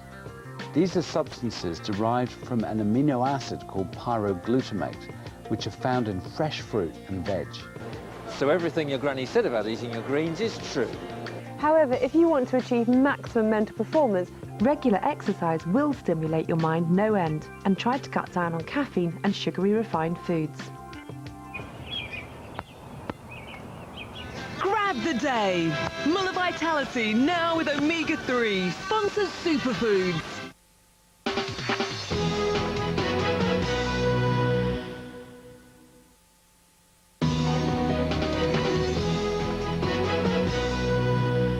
Well, we've seen their acting talents, but now the cast of Coronation Street is showing us their vocal range. It all happens on Saturday night. It's an audience with Coronation Street, and 2 of the cast who've already aired their talents, Richard Fleischman and Andy Wyman, Corrie's Craig and Kirk, are live from the street this morning. How lovely to see you both. How are you, boys? All right, thank you. Not too bad, cheers. A bit tired and cold, but we're all right. Why are you tired, Andy? What have you been up to? I've just not been sleeping well. I don't know what's up with me. And then I got woke up by the birds at 5:15 this morning. Oh, bless you for that. I tell you what it was. And bushy-tailed. Yeah, you were probably excited at the fact that you were going to be on GMTV this morning. That's what it was, I reckon. I think that's what it was, yeah. Anyway, how are you both? I'm looking forward to seeing you on Saturday night, an audience with, which clearly you've already recorded. How did it go? It went all right, didn't it? Yeah, it was good. I mean, we're really looking forward to seeing it as well, because we've not seen it, so it's kind of going to be a new thing for us to watch it back as well on tomorrow night. Yeah, because of course we are speaking to the winner and the runner-up of Soap Star Superstar, which everyone saw you two in. So we know you both have considerable talents. But what about the rest of the cast? Yeah, I mean, I do a duet with Jenny McAlpine as well. Jenny was really nervous, but she did really well, and then Ray and Tapale sung, and Simon Gregson and Bev Callard do a duet as well. Wendy did a massive cabaret number as well. Wendy's brilliant. Oh, it's just going to be a real good show, so make sure you tune in at 9 o'clock tomorrow night. Get the plug in. And it's 9 o'clock tomorrow night, because I was struggling to see where it was on my bit of paper, actually. I'm glad you told me that. Yeah, 9 o'clock. Well, I think it's 9 o'clock. I'm just looking at Janice. Is that right? Yeah, 9 o'clock. Yeah, good. We know Janice. Janice is an old friend of ours. Janice, for all of you watching this morning, does Coronation Street. She makes sure they stay in line. Now, listen, Richard, we've seen you clearly singing solo. We've seen both of you singing solo, but you two get together to do a duet, don't you? Yeah, we are. We're doing a duet at the end of the show. Yeah, but not any old duet. It's quite a song you've picked, isn't it, Andy?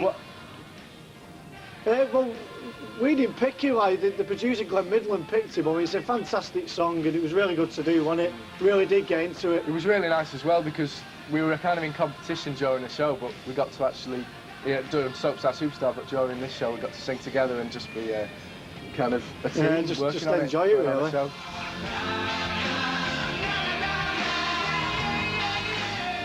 You've got a couple of mean voices going on there. You're very canny too, the both of you, because, well, especially Craig, because you got a lot of attention following Soap Star Superstar, and I think everyone thought that you might leave Coronation Street and go and sign a recording contract, and, you know, that would be the end of Craig in Coronation Street, but you haven't done that. Why is that? I'm just really happy to be here, and you know, I've just signed a new 6-month contract and things, and it's just a great place to be, and there's no rush as well. Like I'm still young, and I'm still kind of finding out what it is I want to do, so I'm just taking my time and enjoying myself. Yes. The fact that he's so talented, you know. Well, so are you. Listen, I hear you're a mean dancer. You've been playing the guitar since you're age 9 or something as well, haven't you? So you're a man of many talents, Mr. Wyman. I play guitar, but I don't know so much about the dancing. Well, you went to dance school, didn't you? on, Wasn't it your do dance it. teacher that put you in? Show us, buddy. Yeah, go on, do a nifty little number. No, I'm not. No, I'm not doing dancing. No, I'm not even doing snake hips for you this morning. It's too early. Snake it. It's always too early for snake it. I'm stretched. Well, no, because I've not seen the choreographer either. But I heard it was your dance teacher that put you on the road to acting in the first place.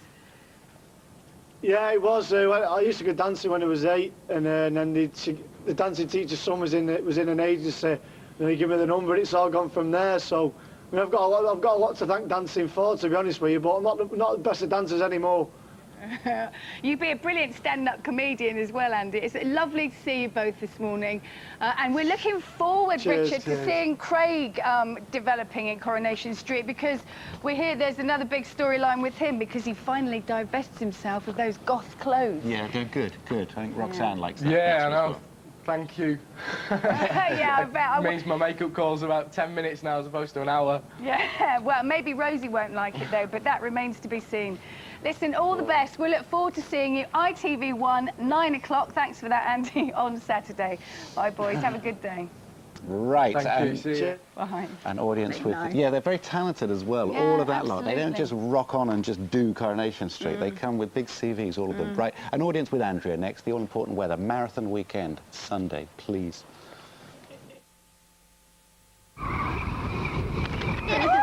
GMTV weather, sponsored by Nestle Cereals. Whole grain for the whole family every morning. Hello there, good morning. Well, apparently all the Queen wants for her birthday today is sunshine. Here goes. There'll be a little bit of it, so that's not too bad. It's kind of like half a present. It'll be quite dry and bright in Windsor today. The outside chance of shower later on, but the good news is it's going to be one of the warmest parts of the country. So let's take a look and see what it's like at the moment. We've got live pictures of what the weather's like at Windsor Castle. I think this is kind of what it's going to be like all day today. Slightly hazy sunshine, shall we say, rather than clear blue skies. However, if you want to see something particularly pretty in terms of weather, let's take a look at Newquay this morning. How lovely does that look? Now, as I say, it's not necessarily clear blue skies there either, but it does look very pleasant indeed. Now, if we take a look at the overnight satellite picture, you can see there's a lot of cloud around over the UK. Some areas are starting off a little bit misty, a little bit murky. Parts of the southwest are, so Newquay's doing very well to see those little bits and pieces of sunshine that they're seeing. This is actually where the best of the weather is today. It's Northern Ireland, just where I'm standing just here, and Western Scotland, starting off fine, dry and bright. A little bit misty and murky more across more eastern areas of Scotland, also down into northeastern England. You can see the mist and murk in the southwest. I think those misty, murky conditions will continue to linger on across eastern Scotland. Not doing too badly across central and western parts of Scotland, I think, through today. Highs of around 11 degrees. Again, not a bad afternoon for Northern Ireland, the Isle of Man, but there you can see that misty low cloud lingering right the way from southeast Scotland, right the way northeastern England into as far south as maybe Lincolnshire, northeast Anglia coast. West Wales, you'll see some sunshine this afternoon. Could see the odd shower across the rest of Wales, the Midlands. There we go into that southeastern corner.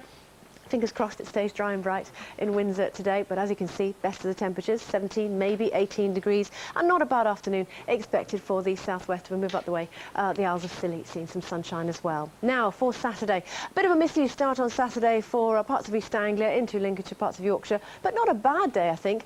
We will see some rain pushing in later on. What we will see on Sunday is that area of cloud array breaking up as it moves its way southwards, but it should stay fine, dry and bright for most of Scotland very quickly. It's like a marathon today, the weather. There's the clue. This is what the weather's going to be like for the London Marathon on Sunday. It's going to be sticky. There's not very much wind around. Sorry about this, Andrew Castle. You should see his face. Not good. It's going to be a bit muggy, and there's an outside chance, 60% chance of a shower later. Here's your summary. For your in-depth local outlook, visit our website, gm.tv, or for a 10-day forecast, call GMTV's Weatherline on 0905 514 0000. He's doing the marathon on Sunday. Muggy, but anyway, not ideal. You're always sticky anyway, aren't you? Anyway, here's the news from Jackie. Thank you, Fiona. Good morning. The Queen's celebrating her 80th birthday at Windsor Castle. She's thanked the thousands of people who've sent her cards and messages for making her day special. Photographs have been released showing the Queen opening her birthday post. Buckingham Palace says she's received 20,000 cards and 17,000 emails. A British football fan jailed in Bulgaria for a crime he says he didn't commit is hoping to hear in the next few hours if he'll get a retrial. Michael Shields from Liverpool is serving a 15-year sentence for attempted murder. He was found guilty of hitting a barman on the head with a paving slab. He appealed the conviction last month and should find out the result today. There's been a big rise in the number of women giving birth prematurely. Figures show early births have reached a record 42,500 a year. Doctors believe changes in women's lifestyles are to blame. They think they're linked to increases in the number of obese and older mothers. The Prime Minister's wife's hair is the subject of political controversy this morning. It's been revealed Cherie Blair ran up a bill of nearly £8,000 on a personal hairstylist during the general election. Keeping her well-groomed cost the Labour Party £275 a day. Some activists are reportedly angry at the party having to foot the bill, but a spokeswoman said it had been money well spent. Britain's richest and most successful people are to be revealed in the Sunday Times Rich List. Avovi Todd has this sneak preview. Vanessa May's stunning looks have pulled many a heartstring. But it's by plucking violin strings that she's made her cash, £32 million of it. She heads the Young Entertainers Rich List above Keira Chaplin, granddaughter of Charlie. Coldplay jointly hold third place with £25 million each. They've more than doubled last year's income thanks to their record-selling album X and Y. The Queen is reputed to be one of the richest women in the world, and that should make it a very happy birthday for her. But according to last year's list, she was worth less than J.K. Rowling, who leads the film and television millionaires this year with a personal wealth of £520 million. All proceeds from her Harry Potter tales, which have also made Daniel Radcliffe one of the youngest millionaires. It's 25 minutes to 8. I'll be back at 8 o'clock. Here's Fiona and Andrew. I just think J.K. Rowling's story is the most amazing story, isn't it? She wrote most of the first book in Nicholson's Cafe in Edinburgh when she was down on her uppers. It's a great story. Yeah, and she's giving back now as well. I think it's such a brilliant story. Yeah, she certainly does give a lot. Yeah, and someone else who does give a lot, whatever you think of the royal family, you cannot deny the Queen's sense of duty. So many happy returns, Mum. We're off to Windsor Castle, where the Queen is waking up. She's 80 years old this morning. We're going back there after this. Happy birthday to you. Happy birthday to you.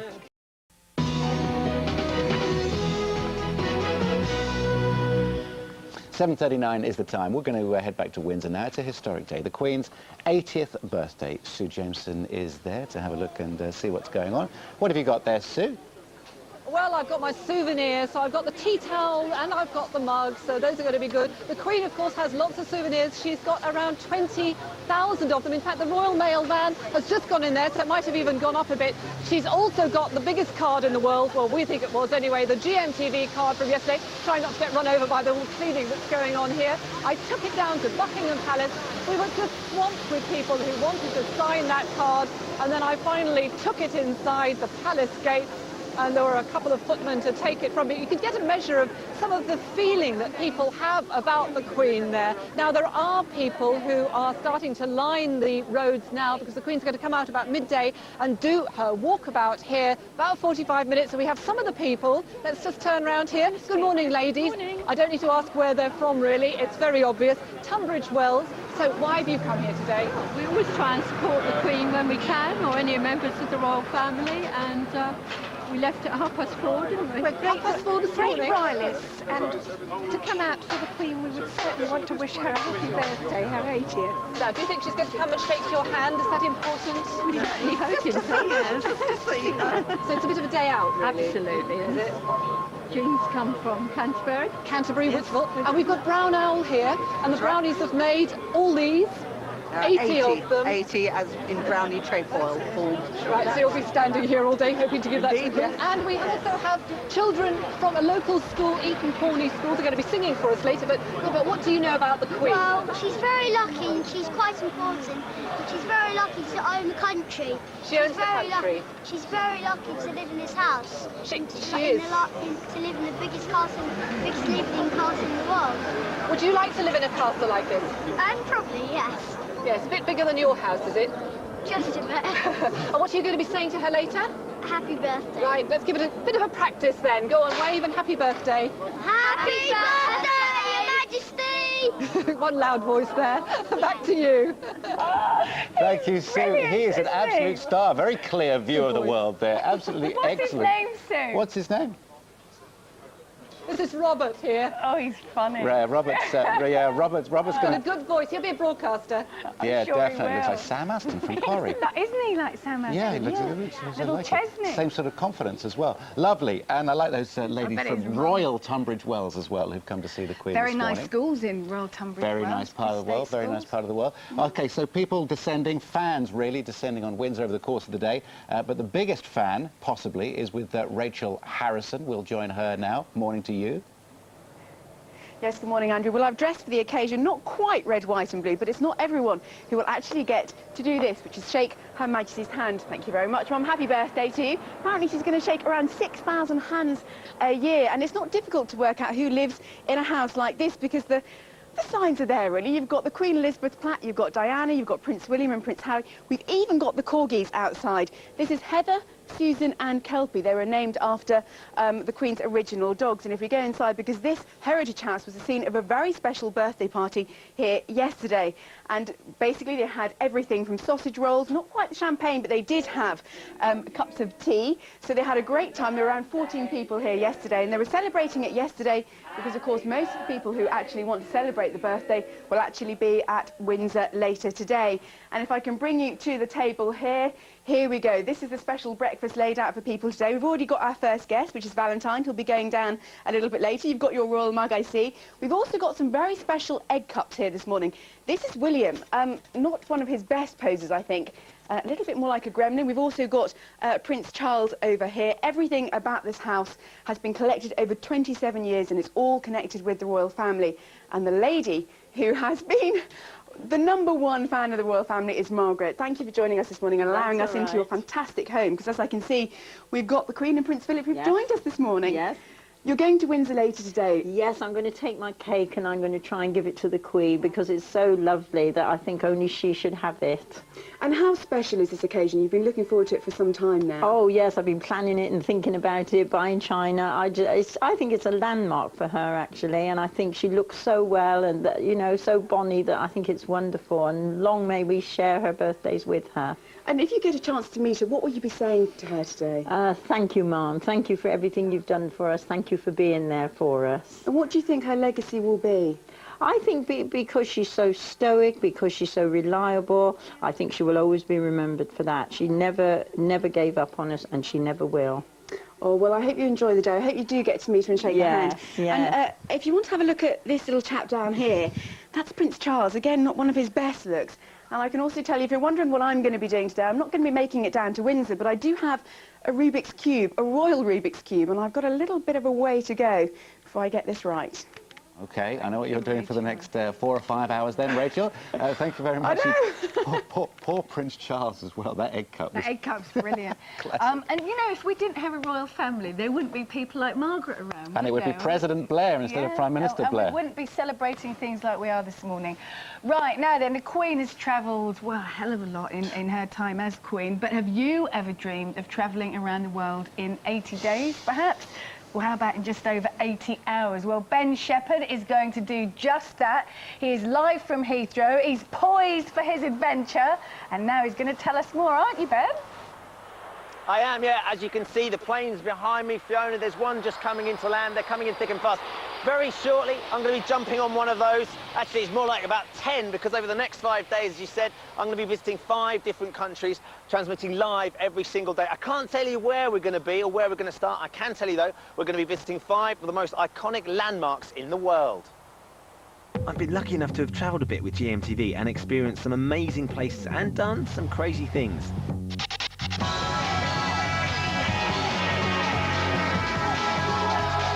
But this is my biggest leap yet.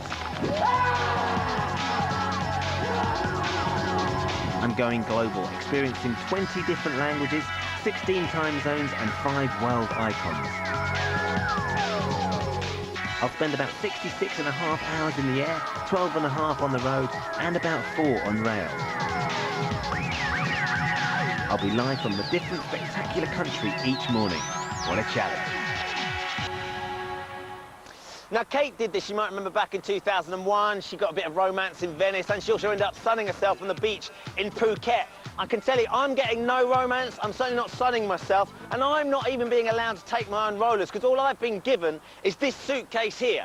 This is what they've given me to take away, which begs two questions, Fiona. One, who on earth makes ginger luggage? And also, did the wife pack me enough underwear? I've absolutely no idea. The only way we're going to find out is if you tune in on Monday, GMTV, and find out where I'm going to be. Do you watch SpongeBob SquarePants? Because SpongeBob's best mate, Patrick, wears the same pair of pants for about 3 years, so... Ooh. To be honest, me and SpongeBob's best mate are going to have a lot in common next week, I think. And all right, do you have your passport?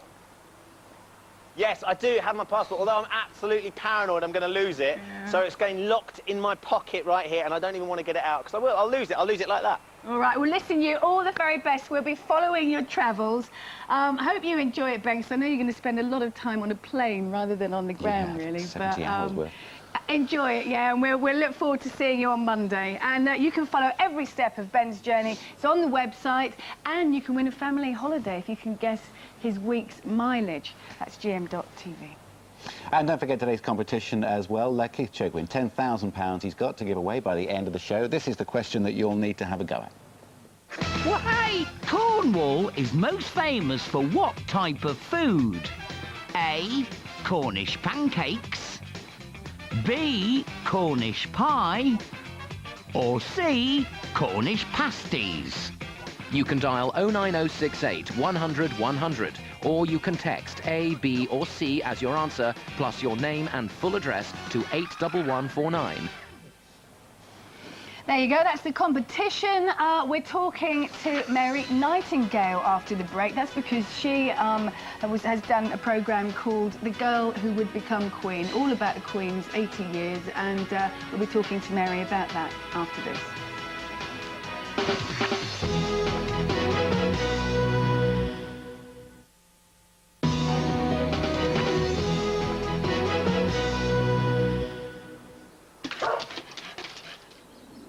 TV Pick of the Day is sponsored by Lotus Thirst Pockets with technology. 7:53 is the time. Now, to mark the Queen's 80th birthday, a special documentary tonight follows her remarkable life, and it certainly has been that. Presenter Mary Nightingale joins us now. Good morning to you. Another documentary on the Queen. What's this about, and how did you approach this? Well, ours is a little bit different, and we've been very, very lucky, because we went to the Palace a few months ago with an idea for a documentary, and they said, well, would you like to use the Queen's own footage? And we were, as you can imagine, pretty surprised. Yes. Absolutely. No one's seen this before. And they said, no, it's never been released to the public before. No one has ever seen the footage that we've got, except for the Queen and her family and friends. And so this is what we've got. It's her childhood, it's her early years, right up to and including the coronation. And it just gives the most wonderful insight into her life. Whether you're a royalist or not, it's just... It's just a great story, isn't it? You know, you don't actually have to be a fan of the royal family at all to find it fascinating historically, and just see a pure human interest. It's wonderful, wonderful stuff. And the programme doesn't shy away, I know, from the sad times in her life, such as the time that she actually took the throne, access to the throne, and when she was away on a trip at the time. Here's that moment. I went up to her and gave her a kiss and a hug, because she adored her father, and I thought how awful for her. And then, of course, I thought, my God, she's the Queen, so I gave her a big curtsy. Immediately, she had the reaction then that she always does seem to, thinking about other people. She said, I'm so sorry, it means we've all got to go home again. And Mary, people like this, they are actually a breed apart, aren't they? They are a dying breed in a way. This is Lady Pamela Hicks, who you saw in that clip, is Lord Mountbatten's daughter. Yes. So you know, she's related to Prince Philip, and she was the lady in waiting on that trip to Kenya. And you know, it's just so fascinating getting a glimpse into that world. It's just really, really interesting. Because we just don't know how long it's going to be with us. Things have changed. I mean, pace has changed so much. I mean, times have changed so much while Elizabeth has been Queen. They have changed, and yet she's constant, isn't she? She's always there, and actually she doesn't change at all. And let's have a look at the moment where Elizabeth actually becomes Queen. This is the coronation.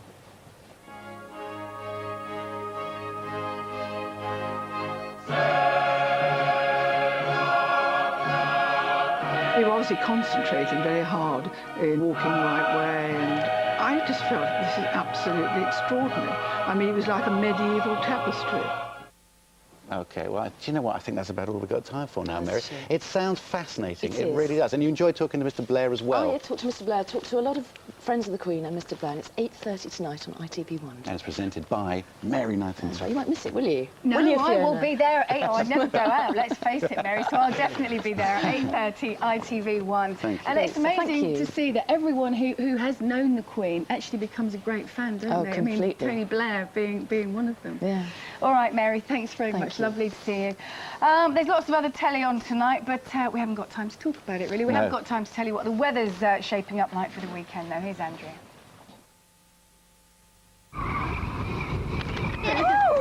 GMTV weather, sponsored by Nestle Cereals. Whole grain for the whole family every morning. Hello there, good morning. Well, apparently all the Queen wants for her birthday is a nice sunny day, so let's take a look and see what kind of weather we've got in store for Windsor for today. We've kind of got a sunny day. There will be some sunshine around. Hopefully it should stay dry, but it looks like Windsor is going to be one of the warmest parts of the country today, so that's a good thing. Expecting to see highs maybe 16 or 17. So then let's see what the weather's doing this morning in Windsor. Well, as you can see, it's dry, which is a good thing. So a wee bit cloudy. A wee bit cloudy. Is a very busy policeman. They're going to have a busy day today. Let's take a look and see what we've got in store for the rest of the country, though. A lot of cloud around across the UK, and we've got some mist around as well across parts of the southwest. We've been keeping an eye on Newquay this morning. It doesn't look too bad this morning. We've got some rain across parts of Wales. This is actually where the best of the weather is today. You can see it here across western Scotland, Northern Ireland. You're waking up to clear skies and some good spells of sunshine. Similar story as well for the Republic of Ireland.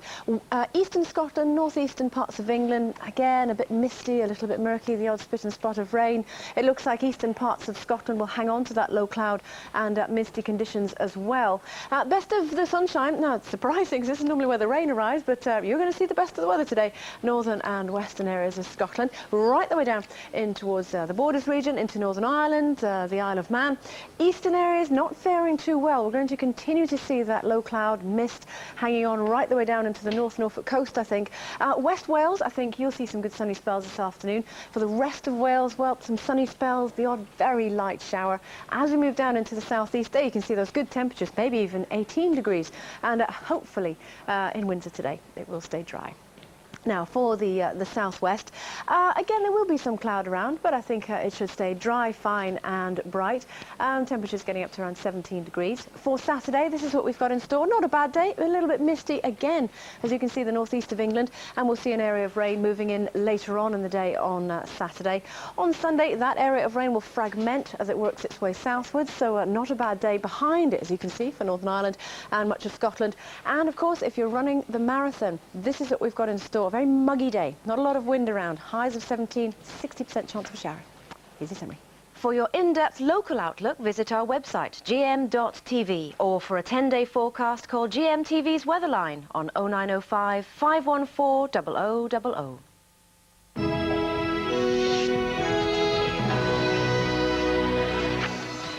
Windsor Castle this morning, where the Queen is waking up today on her 80th birthday. So from all of us, Mum, many happy returns. Morning to you too, and many happy returns if it's your birthday today. It's almost 8 o'clock. It's Friday the 21st of April, 2006.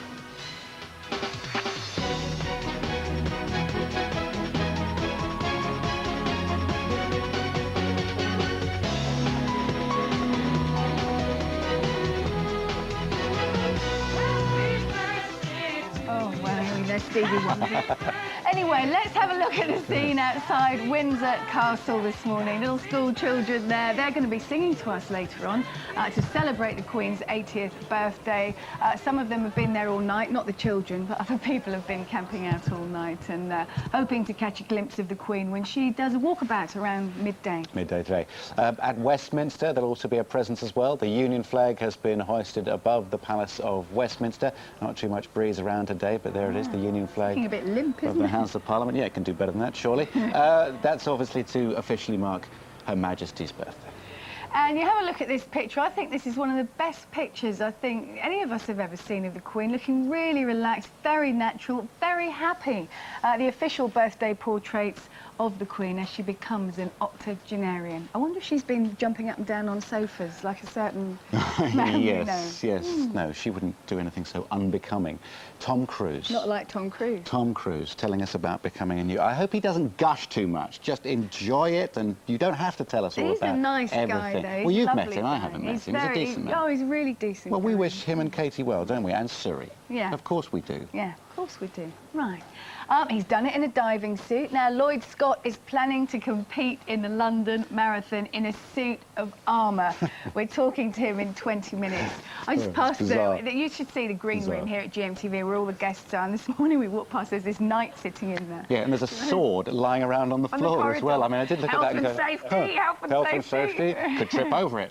And Keith, of course, final leg of his Chegathon. He's been magnificent. He's got £10,000 to give away, so we'll have a chat with him and various down in UK. Right, so the Queen is celebrating her 80th birthday at Windsor Castle. She's thanked the thousands of people who've sent her cards and messages. There will be a royal walkabout at midday. Sue is doing a walkabout, not a royal one, but there she is. I don't know, she looks regal enough. She does look regal. Oh, I have the wave. Almost. It's amazing here. People are starting to come in there. Well, we've got tens, I think, rather than hundreds, but there will be a lot more later. But we can talk about thousands when we talk about the number of cards that the Queen has got, around 20,000 cards. I was trying to work out how long it would take her, therefore, to read them all if she did 5 a minute. And I think I'm right in saying it's around about 3 solid days, 3 solid nights. But you're right, she's going to be doing a walkout later. She's going to come out. So you can see the scene around here, a lot of people starting to come, a lot of crash barriers, so they're expecting a lot of people here. There's going to be an Irish band that's going to be doing happy birthday for her, and she will be able to meet some of the people who've come to say happy birthday, including you've come to say happy birthday, haven't you? Yes. Yes, and you've come to everything to do with the Queen? We do come to as many things as we can, yes. Right, and you've got all your photos here, haven't you? This is a record of the Queen's 80th year. Right. Really, which goes right up to yesterday morning at Broadcasting House. Oh, so you're right up to date. We are right up to lovely. date. And there's a lady in Margaret, you've come from Canada on the plane, you've just arrived. That's for right. This. Yes, I wanted to come. Well, I wanted to come to the Queen Mother, so now I want to see the Queen on her 80th. You've never met an 8-hour flight and you're going back very soon as well. That's right, yeah. But I'm very happy to be here. She's got a lot of fans, even though Prince Andrew's sort of worried about whether his mother's got enough stamina perhaps to cope with it. She does seem to be going on, and she's going to be coming and talking to about 150 primary school children. These are some of the children who will be going in there. You're looking forward to seeing the Queen later. You're going to shake her hand? Yes. What are you going to be saying to her if she comes and says, hello? Happy birthday, Your Majesty. Well, I think she'll like that, and I imagine lots of people will be saying that today, and perhaps a few glasses of champagne later when she has a private dinner Prince Charles has organised. He's also going to be speaking to the country about his mother. So lots to come today, a very packed day. I'm sure she's up and about now and reading those birthday cards. All right, so it makes you proud to be British on a day like this, doesn't it? You wouldn't see those scenes anywhere else, And what happened to would you? kids being shy and reticent when you put it? It's a different age, isn't it? Completely. They're singing for us later on. Oh, and they are primed and ready, as Jackie is with the latest news, 4 minutes past 8. Good morning, the headlines today. A British football fan serving a 15-year sentence for attempted murder in Bulgaria should hear today if he'll get a retrial. There's been a record rise in the number of women giving birth prematurely. And Sherry Blair's brush with controversy over the price of her haircut. Proud father Tom Cruise has been speaking exclusively to GMTV about the birth of his new daughter, Surrey. Carla Romano is in Los Angeles. Good morning, Carla. Morning, Jackie. Yep, I met up with Tom this afternoon. He wasn't quite jumping up and down on the sofa, but he was incredibly happy, but in a very relaxed way. He clearly had baby on the mind, and he was talking to me about what that meant for him. We were talking a little bit about what it was like when he first saw his baby daughter, Surrey, come into the world, and he got a bit misty-eyed and said that it was the most incredible thing that's ever happened to him, that she is beautiful. He said it repeatedly. She is so beautiful. I can't tell you how beautiful she is. he's obviously very moved by the experience, and you know, I have to say he looked very genuine to me, and he was also talking about Katie, wanted to know how she was doing. He said that she was doing very, very well. I did want to clarify the whole silent birth scenario and what that actually involved. He didn't really want to be drawn in it. I think he's kind of had enough of really trying to explain himself. I don't think he thinks people really understand, but he did tell me that she was very good, that you know, she was allowed to scream and shout, whatever, take drugs if she really wanted to, and that it all went incredibly well. A lot of people congratulating him, including Nicole Kidman, we hear from her publicist. So all seems to be very good in the Cruz household, and hopefully you can see that interview this Monday if you're interested in more. I'm sure we are. We look forward to it. Thank you, Carla. A British football fan jailed in Bulgaria for a crime he says he didn't commit is hoping to hear in the next few hours if he'll get a retrial. Michael Shields from Liverpool is serving a 15-year sentence for attempted murder. Robin Ross reports. Just 19 years old, Michael Shields was visibly shocked when he was sentenced to 15 years in prison. He was found guilty of hitting this barman on the head with a paving slab during a brawl in the Black Sea resort of Golden Sands last May. Michael has always insisted he had nothing to do with the fight and was asleep in his hotel room at the time. During his trial, another Liverpool man, Graham Sankey, issued a written confession which the Bulgarian court refused to consider, though there are now doubts over whether it was the same incident. Last month, Michael appealed the conviction. The court's decision is expected today. His father refuses to give up hope. Michael's an innocent boy. He knows he's innocent, and he knows he's got to fight on his hands to prove himself innocent in this country. But we're doing everything in our power, and Michael's legal team are doing everything in their power to prove him innocent. Michael's family home in Liverpool has become a shrine proclaiming his innocence. He's now waiting and hoping he'll be granted a retrial. There's been a big rise in the number of women giving birth prematurely. Figures show early births have reached a record 42,500 a year. Doctors believe changes in women's lifestyles are to blame. They think they're linked to increases in the number of obese and older mothers. The Prime Minister's wife's hair is the subject of political controversy this morning. It's been revealed Cherie Blair ran up a bill of nearly £8,000 on a personal hairstylist during the general election. Keeping her well-groomed cost the Labour Party £275 a day.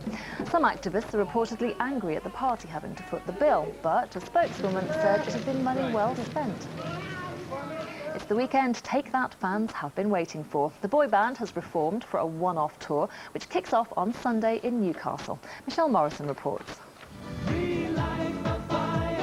They had the looks and the raunchy moves that their screaming fans will never forget. And for women over the age of 30 who spent many a night in the 90s in their Take That poster-plastered bedrooms, this is the weekend that they've been praying for. Take That's comeback tour. At a radio gig yesterday, the boy band proved it still has what it takes to relight the fire of fans, even after all these years. All I do each night is pray that I'll be a part. When tickets for the arena gigs went on sale, they were snapped up in hours by fans desperate to hear some of the 90s classics. Whatever I said, whatever I didn't mean it, 'cause I just want you back for good. But don't be fooled, ladies. Regardless of what the song lyrics may say, they won't be back for good, just for this one tour. It's 8 minutes past 8. That's it from me. Here's what's happening where you are.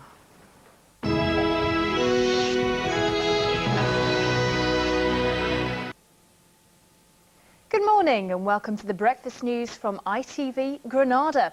First, Michael Shields and his family face another anxious wait to see whether or not his appeal has been successful. The decision had been due yesterday, but it was put back and is now expected today.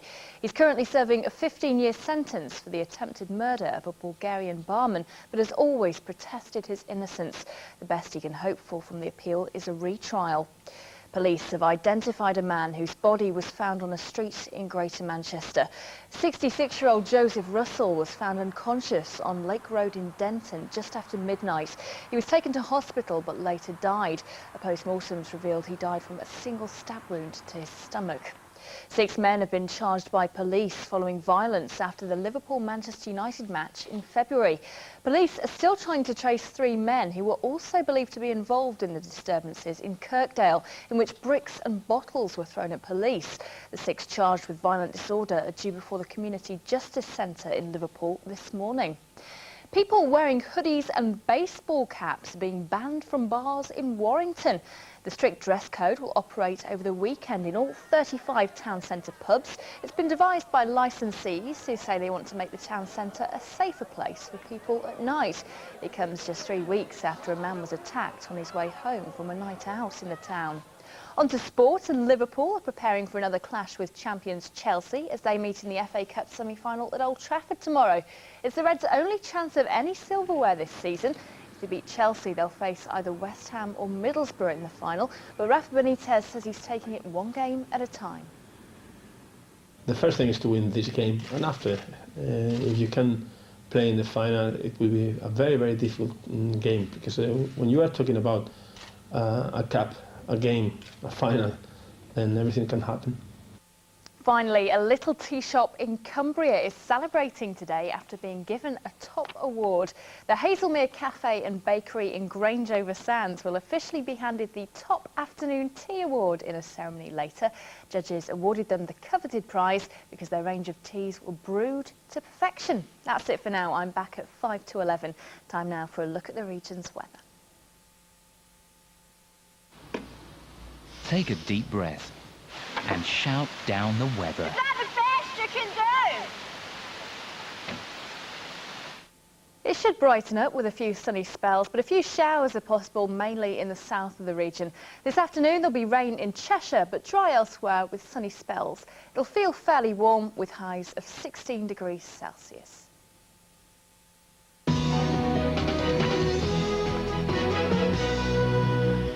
Hello again, 12 minutes past 8 on this Friday morning. We have a little guest here who really is baffling medical science. That is Samuel.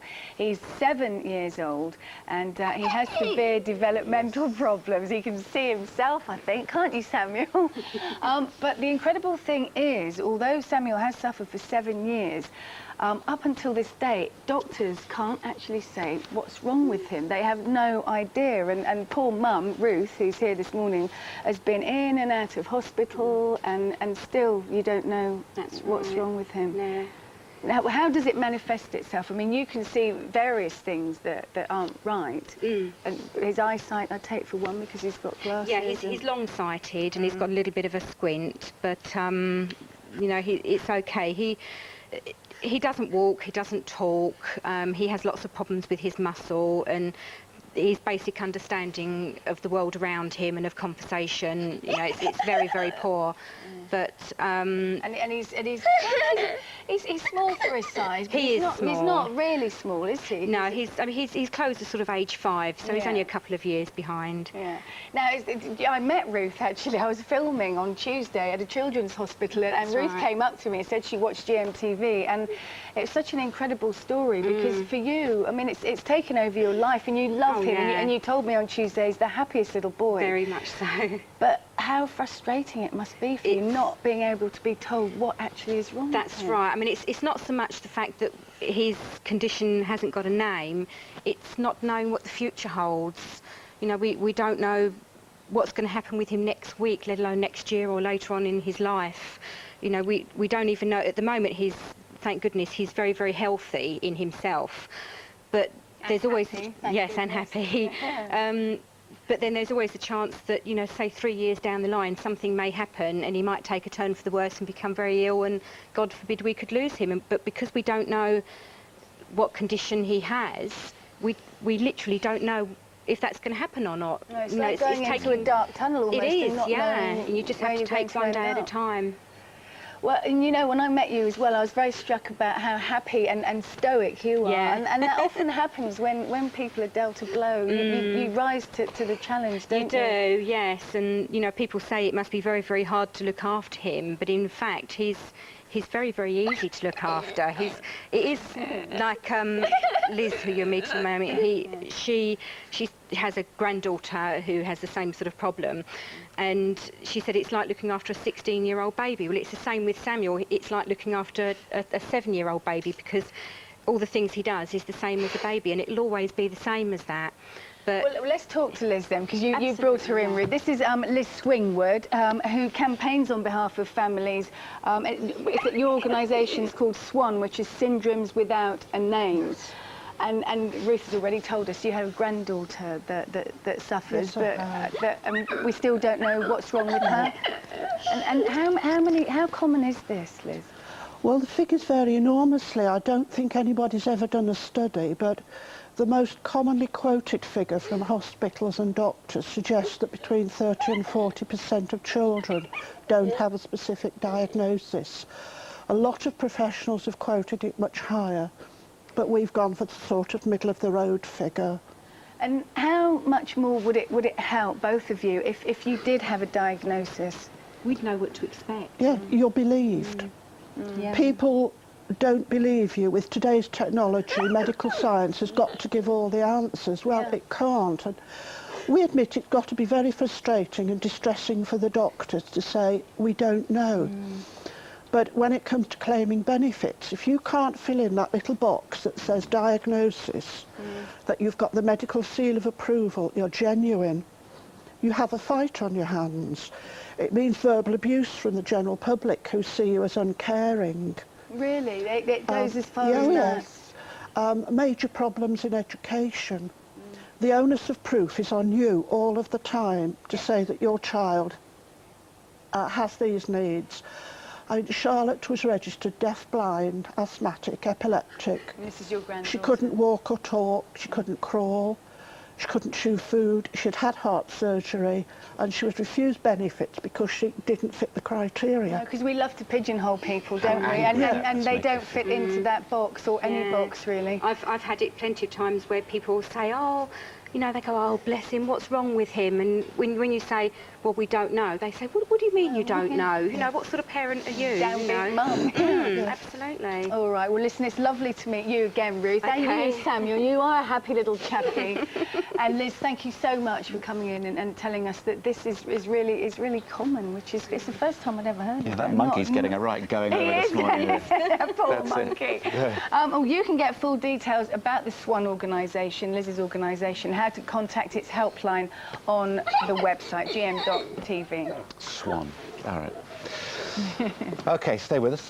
Ben is at Heathrow Airport. He's about to start this whistle-stop tour around the world, and it really is going to be a marathon. In just 5 days, he's going to visit some of the world's most famous landmarks, and he's going to do it all with that suitcase.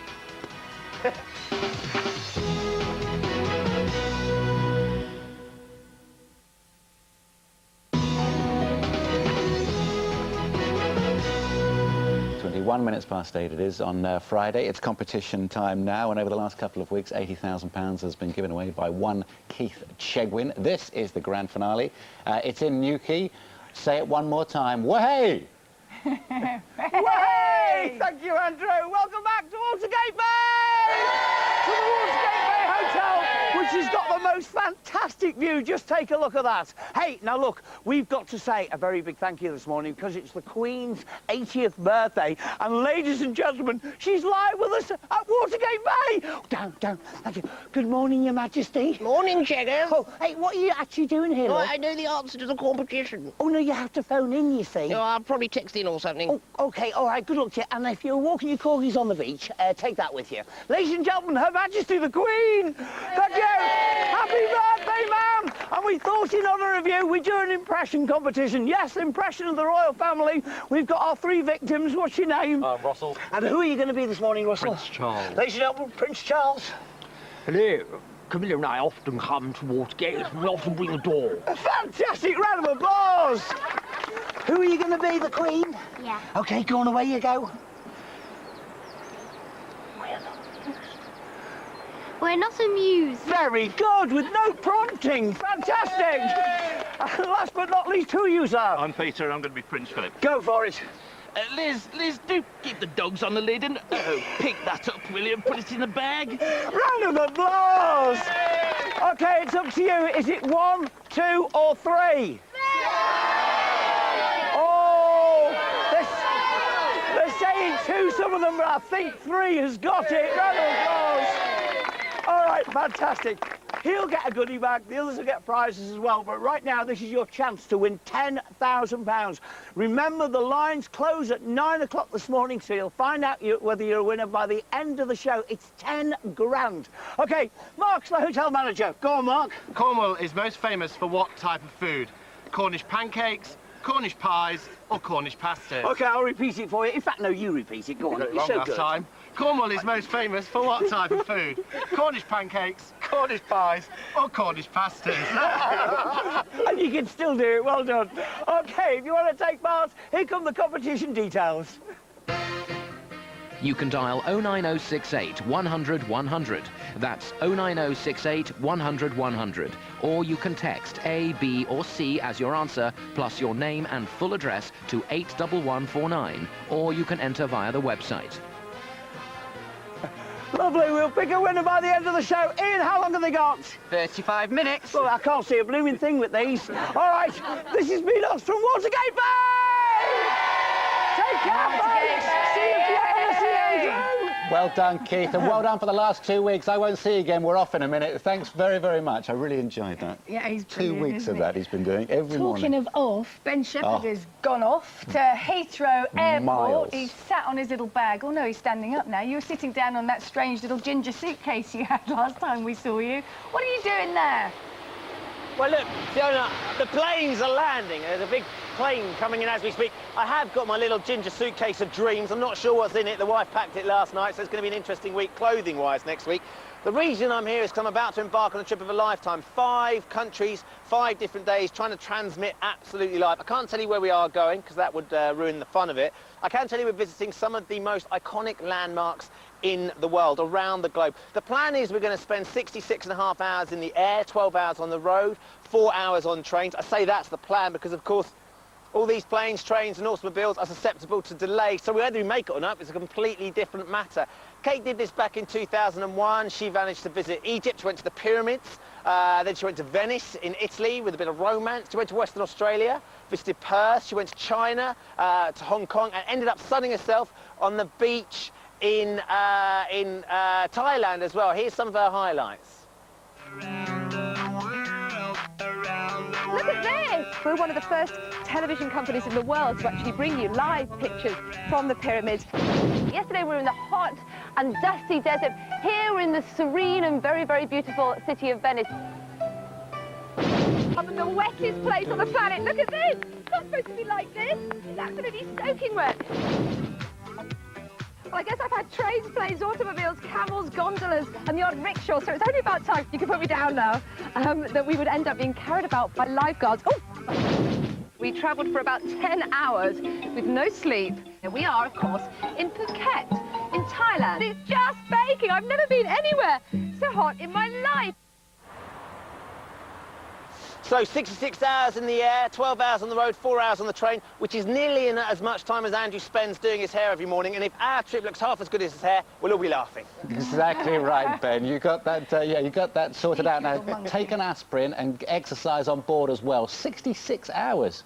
Oh. The wife packed the suitcase is what I'm worried about. That and iron the Annie, underwear. She's got a new baby. Well, not a new baby. He's nearly a year now. Little Sam to look after. Looking after her husband. It's quite right. In a suitcase. Can't believe you're offended.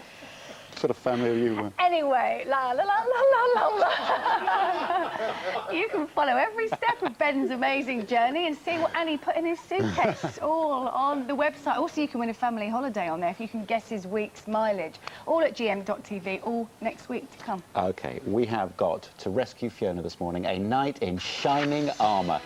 Now, there's a good old-fashioned man for you. Few of those around anymore. He's hoping to run or perhaps walk the London Marathon. Inside there, it's Lloyd Scott. We're quite familiar with him. He's a complete madman, and I very look forward to talking with him in a minute. He's talking about the marathon right after. Yeah, which you're running too. I know, and I'm dead nervous, actually. Yeah, but that's because you're competitive. You want to do well. You wouldn't be nervous if you weren't competitive.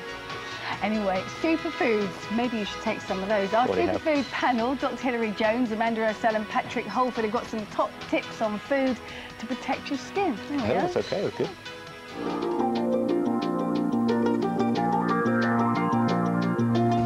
Your skin is the largest organ of the body and has an average surface area of 22 square feet. That's about the size of a double bed.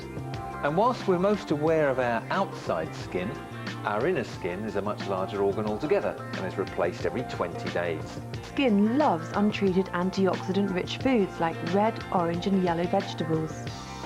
And carrots are often dubbed a superfood because containing vitamin A, they protect the skin and the eyes from the damaging effects of ultraviolet light. If you suffer from dry skin, you can particularly benefit from the essential oils in pumpkin and flax seeds.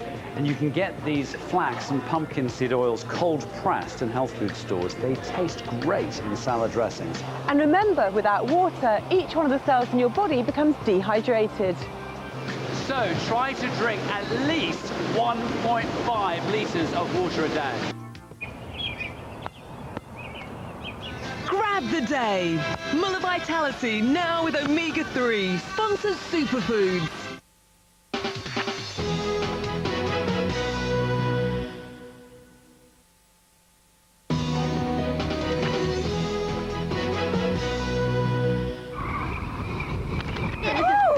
GMTV weather, sponsored by Nestlé cereals. Whole grain for the whole family every morning. Hello, good morning. Now then, let's take a look and see what kind of weather we've got in store for Windsor today, because of course we've got a royal birthday. It's the Queen's 80th birthday today. Queen, I'm awfully sorry, Mum, you're not getting any weather. Oh, there we go, here it comes. You're going to have dry and bright weather today in Windsor, and highs of around 17, maybe 18. Let's take a look and see what we've got in store for the rest of the country. This is a story for this morning that's not really going to change through this afternoon. Dry and bright for West of Scotland, Northern Ireland, hopefully fine and dry too for London and Windsor. Happy birthday, Mum. Thank you very much indeed. Now, for all of you who are running the marathon on Sunday, see you there. The very best of luck. I hope the training has gone well. It's going to be quite a humid day, so we'll be doing a lot of drinking. But spare a thought for Lloyd Scott here, who's going to be doing the marathon in this. Now, this is real. It looks almost plasticky at places, but it is real all the way. Hello, Lloyd. How are you? Morning, Andrew. You all right? Thanks. Yeah, fine. Is that boiling in there? It's getting quite warm, yeah. Is it? Would you like a seat, dear? I'd love to sit down. Come and sit down here. Honestly, well, how much does it weigh? It weighs only £100. £100, right? And you're going to be carrying this as well, or will somebody arrest you if you do? No. Well, we've got an imitation one to take. An imitation one of those. And the shield you'll be taking?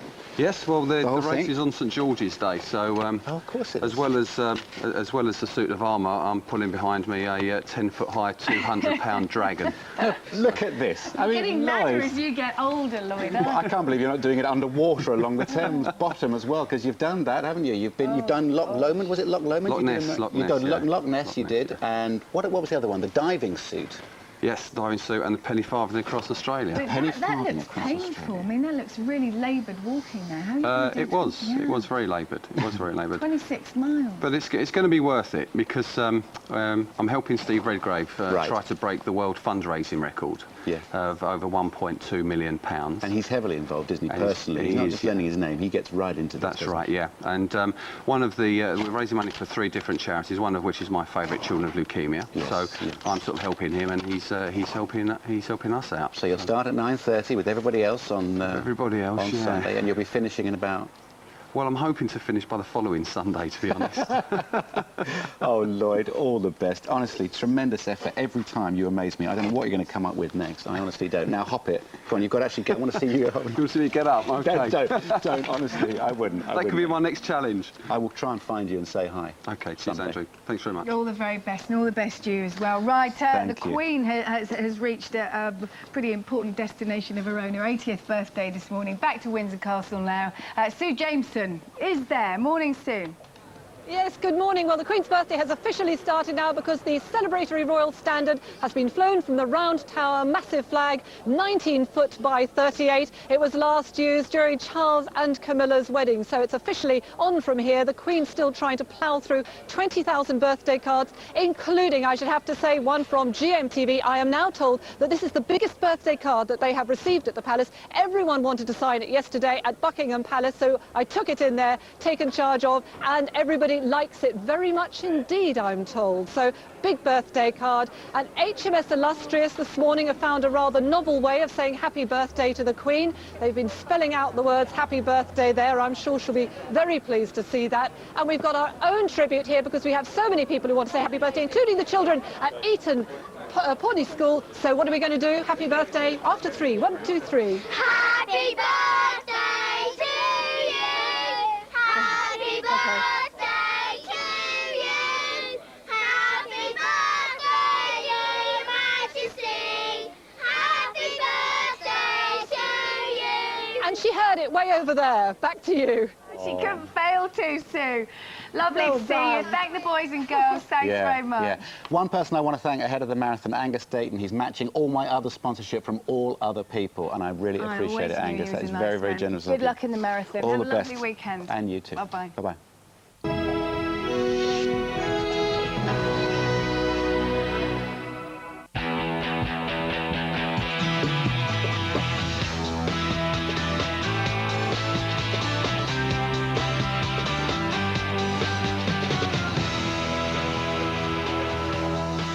Good morning, I'm Jenny Faulkner and you're watching the hottest show on the box. So sit back, relax, grab a cuppa, because boy, are you going to be entertained. So, what have we got for you this morning? Well, just check this lot out. Firstly, we're heading down Walford Way, where it's all hotting up in the square. And I'm not talking deep fat fires. Oh no, Laurie Brett's hung up her penny for the morning, and I'll be asking her the question on everyone's lips, what's it really like to kiss Grant Mitchell? And we've got a soap double whammy for you. Not ones to be outdone by our friends in the north, live from the Rovers' return. There they are. It's singing soap stars, Richard Fleischman and Andy Wyman. Now, guys, I hope you've warmed up your vocal cords. I might get you to sing for us. They're like, yeah, whatever. Anyway, see you a little bit later, and you won't want to miss the secrets Sean Bean let slip to our Michael about his swashbuckling return to Sharp after nearly 10 years. And, if that's not enough, Ant and Dec, the Lightning Seeds and Skinner and Badil have all done it. Now ET favourites Embrace are at it too. They've been called in to sing the England song for the World Cup. Stay tuned for a TV exclusive very shortly. And Entertainment Day just wouldn't be complete with Our Lady across the pond. Good morning, Carla. Good morning, Jenny. I've just got back from talking to Hollywood's newest celebrity dad. I am, of course, talking about Tom Cruise. Now, he may have a movie to promote, but he took the time out to talk to me about his other little production, Baby Suri. More on that later. And talking of productions, I have been scouring hours and hours of tapes to bring you an exclusive look at all the movies that you should be watching this summer. So stay tuned. It's all coming up on today's Entertainment Today.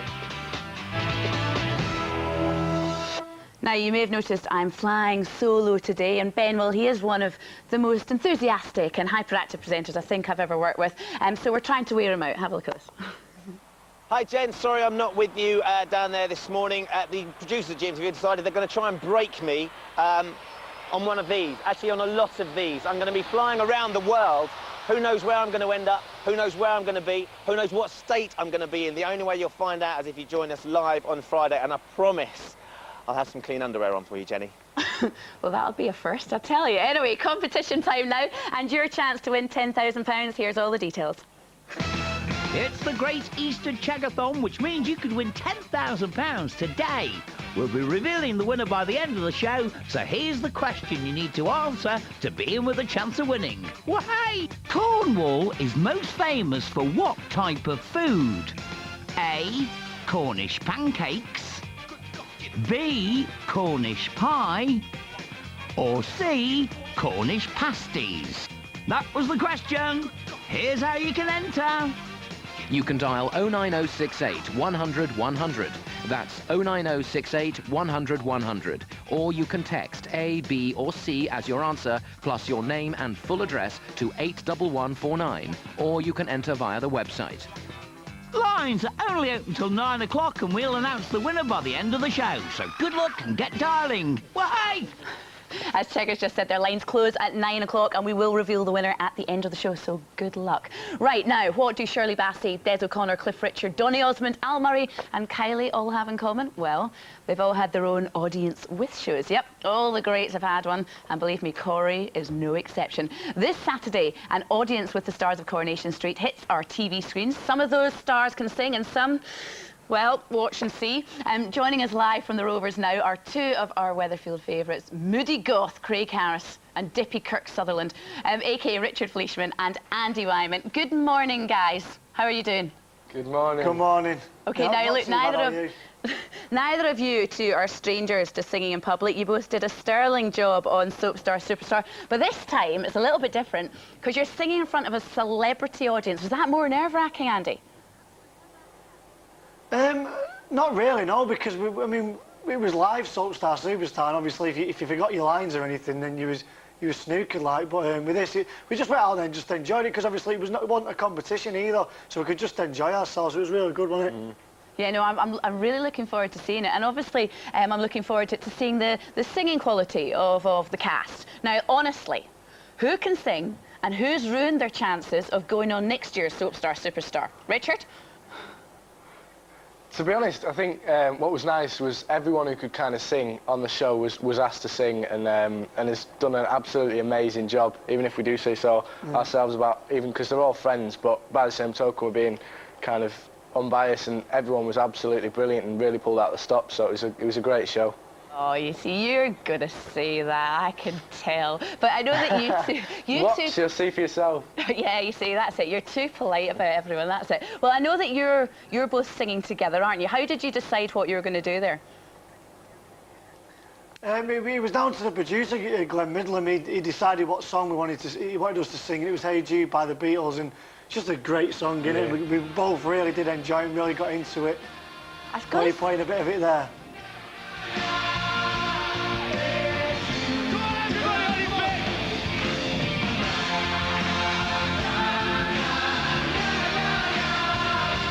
You two scrub up very well there. You look very nice, and I'm quite impressed that you got everyone singing and joining in there. Obviously, it's not just Hey Jude. Who else is performing what?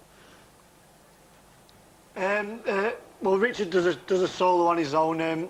I do a duet with Jenny McAlpine, who plays Fizz, who was brilliant. Bev Carrard and Simon Gregson, and also Ray and Tapale. And Wendy as well. Oh, Wendy does a great version of Get Happy, wasn't it? Yeah. With loads of dance on it. Yeah, she was absolutely brilliant, Wendy. That's one to look out for. Really good. And obviously there's not going to be any mean judge telling her exactly what they think of her this time, so we can just enjoy the performance without any criticism. No. Yeah. No, that was another, that was nice as well, wasn't it? Not worried about what the judges... Not that we really paid much attention anyway, but... Now, Richard, I've got to ask, was Roxanne there? Was she down there to support you? She was, yeah. She's actually asking a question, so so she was there, yeah. Oh, I see. That's how we've got a photo of you both there. It's very nice indeed. I've got to say as well, Celebrity X Factor's coming up. Come on, spill the beans. Is anyone from Corrie taking part? Not that I know of, to be honest with you. There probably is, but we're always the last to know anything, so probably, yeah. Oh, you see, I bet there is. I bet you know as well, you just won't tell us. Well, we've got it. Let's talk about Coronation Street, because it's been quite an emotional time recently. It's been an emotional year, I think, and all for Craig. I mean, everything seems to have happened to him. We saw him break down last night. You know, I was going to ask, do you think there's ever going to be a time where Sally will accept Craig? Hopefully, with a bit of luck, but she's not the easiest person to kind of get on with at the moment. She's a bit highly strung, so we'll just have to see. I think she's really protective of her daughter as well, so yeah, we'll just have to see what happens. Yeah. And it's really nice seeing you all scrubbed up in the show tomorrow night. I understand Craig's losing the goth image. You know, is the look you're going for more suits? Yes. Yeah, and I'm obviously devastated about that. Obviously. Well, Andy, you know there's a goth vacancy. Do you think Fizz would like it if Kirk dyed his hair black? I haven't got any. Yeah, well, you know, you have to grow it a little bit. It would look good, I think. It would look good with some piercings and some, you know, nice. Well, I couldn't be doing that to straighten it every day. I've got it just before I go. The Royal Family, they're saying that Caroline and Heron's writing a new episode of The Royal Family. Andy, do you know anything about it? Is it something you'd like to get involved with again? Well, I've been told about it. I left a message with Craig Cash, but he didn't get back to me, so I don't know, to be honest with you. I mean, if Corrie will let me do it and they want me to be in it, then I'd love to, because it's a great show. Yeah, it was great, and you were very good in it as well. Listen, guys, thank you so much for chatting to us. It's lovely to see you again, and we're looking forward to the singing showdown tomorrow, and we'll hopefully see you very, very soon. ITV1, 9 o'clock. OK. All right, look, thank you very much, guys. See you later. OK, that's at ITV1 tomorrow night, an audience with the Corrie stars. Right, from the Corrie cobbles to the bright lights of Hollywood now, and time to cross over the pond to our resident showbiz guru, Carla Romano. You've been hanging out with Hollywood's new dad, Carla. I certainly have, Jenny. We are, of course, talking about Tom Cruise. And I've got to say, I didn't really know what to expect because I've never met him before, but I was really impressed. His energy and his happiness are so infectious. Everybody working with him is so happy. You know, everybody loves to work with Tom.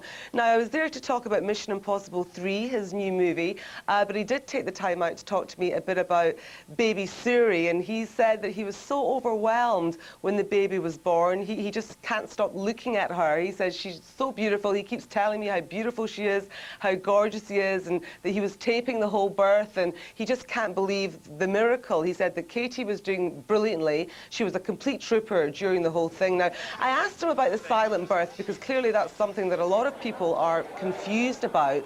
We didn't really want to be drawn on it, apart from to say that it was all about respecting the mother and that Katie could have screamed and shouted at the top of her lungs if she wanted to. That wasn't a problem. It's just that everybody else has to stay very quiet. He said he was overwhelmed at the amount of support that he had. I mean, I've been outside his house, so many flowers and gifts arriving practically every minute. He said he was very happy, that people seemed very happy for him. And we know that Nicole Kidman's just released a statement. She's sending her best wishes out to, of course, Katie and the baby as well. So that's quite good news. So anyway, we hope to bring you that interview on Monday. But I've got to say the big news with that story is the picture of the baby. That's all everybody's talking about. The paparazzi have been camped outside that house for weeks now, and there's even more of them. Some speculation is that we could go for $1 million. Some are saying $2 million. I've even heard $5 million. But we've got a little mock-up. Our guys and graphics have been working very hard all night. Can we save them? Can we save them the effort? I don't think so. I think those paparazzi are still out there having to do their job. Jenny, what do you think? I know, I'm not sure if Tom Cruise thinks that's a beautiful baby, then I'm a bit concerned about it. Anyway, I'm sure we'll find out. The picture will come out, no doubt, and Mission Impossible is premiering here on Tuesday, so that's good. But Carla, more important things, news on how to make a fast buck. Yeah, but you've got to be well connected, Jenny. It doesn't happen like that. But if you're related to a triple A-lister in Hollywood, then let's just say it can't hurt your business, as I found out last week. The success of stars such as Sylvester Stallone, Jessica Simpson and Steven Spielberg has helped bring the spotlight on their parents' business ventures. While Stallone's mother, Jackie, is an astrologer and psychic, Simpson's father, Joe, has his own music management company, and Spielberg's mother owns LA restaurant, The Milky Way. Well, the latest celebrity parent to capture our attention is Kirsten Dunst's mother, Ines, the owner of the plush Belle Visage Spa. Now listen, I met Kirsten in Venice. First time I met her. Amazing skin, so fresh. I mean, granted, she's young. But does that run in the family, or is that something that she's had to work quite hard at? No, she has beautiful skin naturally, but we kept it clean, and I taught her how to, you know, have hygiene, proper way of taking care of your skin. So of all the kind of famous friends of Kirsten, or just general celebrities here, who enjoys coming quite a bit? Well, besides my daughter, we have Andy Garcia and his family, the whole family. Oh, everybody, the whole family. We have Alicia Silverstone. She's been faithful since she was very young. We also have Brittany Murphy. All right, Ines, what am I getting today? Well, today you're going to be, your first treatment will be the Illuma, which is this new machine which tightens the skin around the face, the eyes, the neck area. No needles, no scalpels, no nothing. No pain, slight massage feeling, wonderful. Let's get cracking. And it works. Very exciting.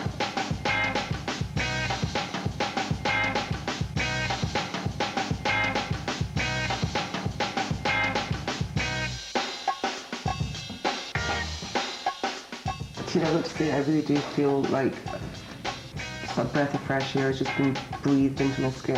Okay, I'm a different person. Oh yeah, did you enjoy yourself? I did. The full facial was good. It's Kirsten's favourite. She always gets that when she's tired. Just rejuvenates the face. Makes you feel really good. I'm now going to come in once a month. You are. Once a month. You're going to promise me that. I promise okay, you. good. Thank you. Cheers for that, Carl. Looks like Kirsten Dunst's mum has been on that machine as well. Anyway, and that is part one, done and dusted, but don't panic because we've got tons more still to come, including She Can Certainly Pick Them, Can't She? Has Jane washed her hands of Walford's weediest fish fryer to join EastEnders' most notorious family? I'll be grilling actress Laurie Brett, and Michael's been getting down and dirty auditioning for a new musical, but which one? Well, here's a little clue. Nobody puts Mikey in the corner. We'll see you very shortly.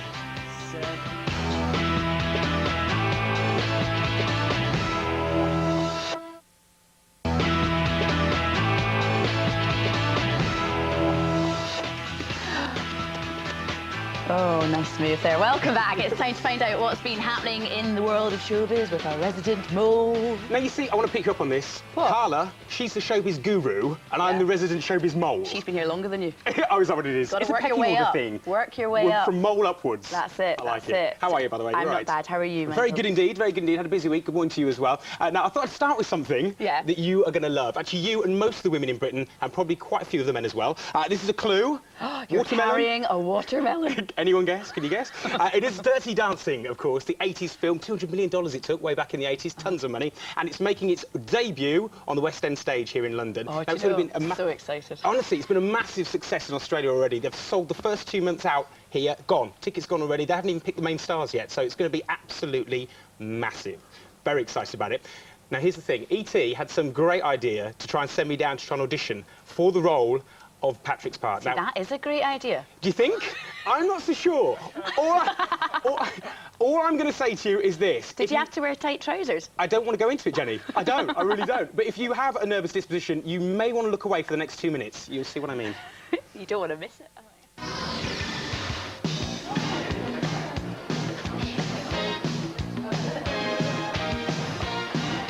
Hi, Kate. Hi. Hi, I'm Michael. Hi, Michael. Nice to meet you. I've just snuck round here because I hear you're the lady that's going to be judging the auditions today. Am I right? Yes. Okay, now I'm going to be I'm going to be in front of you very soon. I'm not brilliant. I just wanted to see if I can get some pointers from you. Just dance beautifully, really feel the music and be yourself. Show me who you are. That's what we're looking for. I'm going to get some last-minute warm-up in, and then I'm going to wow you with my inability to move. I look forward to it. See you later on. See ya. I've had the time of my life. No, I never felt this way before. Yes, I swear. What are you doing in here? You're supposed to be giving me 5 minutes to warm up. Also, I've had an idea. I'm not going to go too full on because I don't want to intimidate the other dancers. Now, come on, get out. I've got to get my stretches done. On the 1, on a straight leg. 1, 2, and 3, and 4, and 5, 6, 7. Oh! It's quick!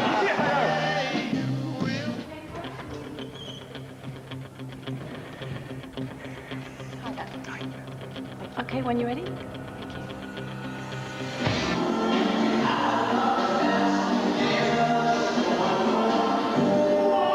Oh, hang on, sorry. Can we go again? Next!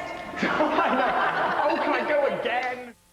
All that training and you mess up on the first move, which was an uncrossing of legs. I don't understand why I didn't get the part. I just screamed Patrick Swayze, I think. Especially with that wig on. Someone said Tina Turner, which I thought was rude. Oh yeah, Rude. you are simply the best. Just not at dancing. No celebrity dance fever for you. It was shocking, but to be fair, in my defence, I'm not making excuses. I did only have 5 minutes to learn it. It Yeah. sounds like an excuse, but it is true. Michael, don't lie, you were practicing all week in the office before Months. That was months of rehearsal. I was even rehearsing. He was lifting me up like they do at the end. But leave it. I'm going to take the wig off now, I think, because there'll be people at home eating breakfast not being very happy with that. Okay. So, should we move on? Yes, go on. OK, from dancing to singing, I can tell you Celebrity X Factor will not be ringing my phone. I tell you that for nothing. And they won't be ringing some of the auditionees on Hugh Grant's new film. Now, it's called American Dreams. Had its celebrity screening on Wednesday. And it's an interesting little film, this. It's based on, like, an X Factor pop idol style show. Hugh Grant plays a Simon Cowell-esque judge, giving his harsh and crude opinions on the people who are auditioning. Mandy Moore's in it. Also Dennis Quaid, Meg Ryan's ex-husband, of course. And He's this is good. good in this, actually. He's very good in this. Do you know what? It's not a bad film. It really isn't. Mandy Moore looks stunning. And that's Chris Klein, of course, who's Katie Holmes's ex-boyfriend. Dumped for Tom. I know, outrageous. So, you can make your own mind up. Has Hugh Grant got what it takes to be Simon Cowell? You have to go and see the film. Opens today. Yeah, OK, fair enough. We'll see that. It was only a matter of time before that one came out anyway. Well, exactly. So was there a big kind of premiere for it? Well, yeah, this is the thing. Now, it was a celebrity screening. Now, there is a difference between that and a premiere. Celebrity screening, right, takes place in a smaller building and none of the stars of the film turn up. But celebrities do. But celebrities do. That's the key thing. And this was great as well because, of course, it's like an X Factor style show. They invited X Factor style contestants. So, here you go. You've got Mr. Chico. There's Andy there as well. G4. You're going to be surprised. Prepare yourself for a moment. There's Steve, and we're building to the big one. Yes, there's Nicholas. Wait a minute. Hang on. It's the Cheeky Girls. Do you know, I haven't seen them for a little while now. Well, good news for you, Jenny. They're coming back with a new album. Oh, hooray. Yeah. A whole album, a new one in the summer. Maybe they'll come on the show. Full of dance hits. Full of dance hits it's going to be, apparently. You could go and dance in one of their videos. Or not. With your wig. I don't think it's quite going to work. Okay. Now, what I did have a chat with them about was Celebrity X Factor. Everyone's talking about it. It's about 6 weeks away. We haven't been given an exact date, but we know it's going to be soon in June. So I asked them which celebrities they'd like to see go in front of the judges. Here's what they had to say. Simon Cowell. Yeah. Why can't he be up there? I would love to see that. She would like to see Jade Goody. Yes, because she wants celebrity stars in their eyes. I'd like to see Julian Cleary. I think he'd be quite good, and I think he'd give Simon what for. Philip Schofield, I think, is the man with a voice because he's done stage, so he's kind of we know he can sing. Simon. That's what I would like to see. I would like to flip the table around and say, now you know how it feels to be up there. I think Philip Schofield would say take a hike if anyone asked him. Yeah, Julian Clary, that would be an interesting one. That would wouldn't be it? good. I was thinking Jeremy Clarkson. Yeah. Well, Gillian McKeith apparently is one of the rumoured names. Oh my word. Around. It's going to be interesting whatever happens, isn't it? That's true. Exactly. Now, here's some big news as well. Shane Ward, you know his second single, No Promises, it went in #2, which was a bit of a shock. But his album was released this week, and it has done big business. It sold 200,000 copies. That's more than the entire top 20 put together. And put it into perspective, Will Young on his debut album sold 180,000, so he's way above that. It looks like, you know what, he's going to be the biggest music talent TV star. Shane Ward. He's got a business head about him, he knows how to market. He's smart, isn't he? He's very smart. He's good looking as well, that helps, you see. All right, Jenny, calm yourself. Now, Wednesday was a busy night. We did the American Dream celebrity screening and then rushed across London to get to the Asian Business Awards. Now, I know what you're thinking. Business Awards seems a bit of an odd place to go, but tell you what, this is unusual for you to be at a business award. All right, thank you. It's no stuffy old affair, though. I tell you what, they like to entertain over there. And we've also got John was there from, obviously, our very own John here from GMTV. There was the guy from EastEnders, and Liberty X provided the song and dance routines as well, singing along and entertaining the crowd, so that was quite impressive. So it was a good night all in all. Everyone had a good time. Very good night. Now, come on, there's a lot of people out there that want to know about the England World Cup song. I mean, I know that Scotland, unfortunately, don't need one this year. However, England do. That's absolutely right. Embrace, of course, are doing the song this time round, and it's just great. It's great for them. It's great to have this band doing it, because it brings a whole load of credibility to the whole thing. They're on fire at the moment. I went to their gig on Monday. It was on Tuesday, rather. It was a massive day. They've had a #1 album, you know, sellout tour. They're doing really well. Absolutely. And we've got a bit of a TV exclusive. Now, we get to hear the song. So here we go. Should we let you listen to it? Take a listen, see what you think. We know that we'll never lose if we keep moving forward and don't look back. With the world at your feet, there's no one you can't beat. Yes, it can be done. Now, I should tell you that's not the video. Okay. We've cut that footage. They haven't made the video yet. They're making it next week, but we will bring it to you when they have done it. What do you think? I think it's right. I think, can you see all the fans going, with the world at your feet? Exactly. It's got that catchy chorus, which is exactly what it needs. Exactly. And that's out on the 5th of June, and then the 10th of June is England's first match. Absolutely. OK, well, that's good. Well done to Embrace for getting that. Nice one. Exactly. Thank you. OK, then. Moving on now to EastEnders, because she may be Queen of the Calf, but she has bitten off more than she can chew. We already know Jane had dodgy taste in men, but we didn't even see this one coming. Believe it or not, I'm allowed out on my own. Ian and I aren't joined at the hip, you know. Fair enough. And why did you kiss me? No, that was a mistake. And I really am sorry. I'm not. I'd had a couple of drinks, for crying out loud. I didn't know what I was doing. Yeah, well, I think you did. I don't care what you think. Well, you should do, because I think you're not very happy with your life. I think you're stuck in a rut and you're looking for someone to pull you out of it. I've got Ian. That's more like having toothache. I love him. Then why weren't you at home kissing him last night? Oh, you're a braver woman than me. Now Laurie Brett joins us now. You know, what are you doing? What are you up to? Jane's lost her mind. No, she's looking for a bit of excitement, and it's something that just comes out of the accidental kiss that I think happened last night. Yes, it did. And until that happened, they were kind of, you know, this very much keeping each other at bay. But once that happened and the spark, they felt it. It's just. So it is nice to have a bit of it. Every girl wants excitement in their life, but you would choose the baddest boy in town. Do you know what I mean? I think Jane's got a secret thing for bad boys. I mean, the backstory of Jane that's why you're with Ian. Yeah. Well, that's maybe... Hang on. The backstory of Jane is that she comes from market stalls and trading, and so a cheeky chap was really sort of really up her street, and her husband that she had, who was dying when he was not ill, was exactly sort of a cheeky, mouthy, giving it all the chat. So maybe Ian's the exception to the rule rather than the other way around. You see, poor Ian, you do feel sorry for him because he doesn't have much luck with women. But then it's probably because he grows a moustache every now and again. Oh, well, yeah, that moustache moment. Well, I didn't meet him at that point, thank goodness. So you never had to kiss No, I didn't have to do that. You see, that's it. When your friends watch this, do they go, all right, so you're kissing Ian and they have a bit of a laugh, and then they go, and you're kissing Grant? Yeah. Did you stroke his head? Yeah, I think I grabbed it at one point, yes. Yeah, there's quite a difference, I suppose. Oh, look, that's raunchy. Yes. Yeah, we... It's a bit early for breakfast television, that. We had to really make it... for Jane to have this kind of affair, it had to be animal passion, it had to be all of those things, because she's not the sort of your normal type to do it, so it had to be pretty something for her to go there. And they really do feel something for each other. You see, I think Jane's becoming a bit of a vixen. I mean, since you first came on the show a couple of years ago, she's transformed into a kind of a glamour puss in the square, and now, you know, going at it with Grant. Yeah, it's taken about a year and a half. I mean, people are saying, oh, she's glammed up for Grant and that's it, but it's actually taken about a year and a half to grow my hair. The decision was made, not Christmas just gone, the Christmas before, to grow my hair and go back to blonde, because I was blonde before I joined EastEnders. It was EastEnders that wanted me to go red. So, so it's taken a year and a half to go blonde, so I don't know where they're getting glam for Grant's coming, because it's just so happened that the hair's got to a good length at the same time as this has happened. But it does work. Now, what I want to know is Grant going to start blackmailing you? Because it looked like there that he was trying to corner you, and is he going to let you know what's going to happen? No, I mean, the one thing I do like about the story is that it's actually Jane that goes for it. Jane is she goes to Grant, she kisses him first, and she goes to Scarlett's to have some sort of relation with him.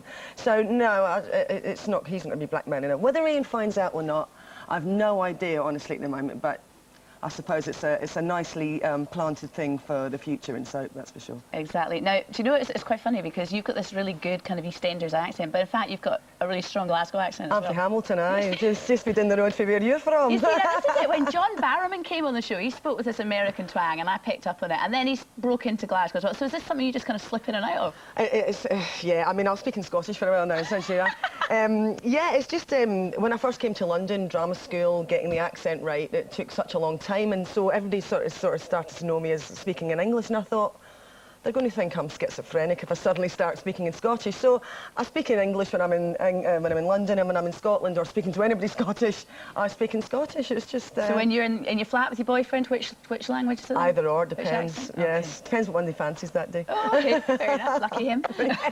All right, well, look, thank you very much for coming in, Laurie. It'll be interesting to see what happens with Jane and Grant. Looking forward to finding out about that. All right, now, were you into Take That at all? I was yes. I mean, that was, what, 1990s or something yeah, like that? It was a long way ago. I quite liked them. I mean, I was a bit more of a rock chick, but I did like them, yeah. Well, you should have gone to the last concert. They did a bit of Nirvana, a bit of Pink Floyd. I was there. It has to be, honestly, though, Take That, the most talked about comeback since Duran Duran back in 2003. Now, the boys... Actually, well, they're not boys anymore. The guys kick off their tour on Sunday night in Newcastle. Then they're working their way around the country. I have a ticket. Oh, good for you. Can't wait. But the reunion really seems to have sparked off a trend. The floodgates have opened and bands are reuniting left, right and centre. I guess now it's time for me to give up. Unfortunately, the rumours are true. We've decided that the time is right.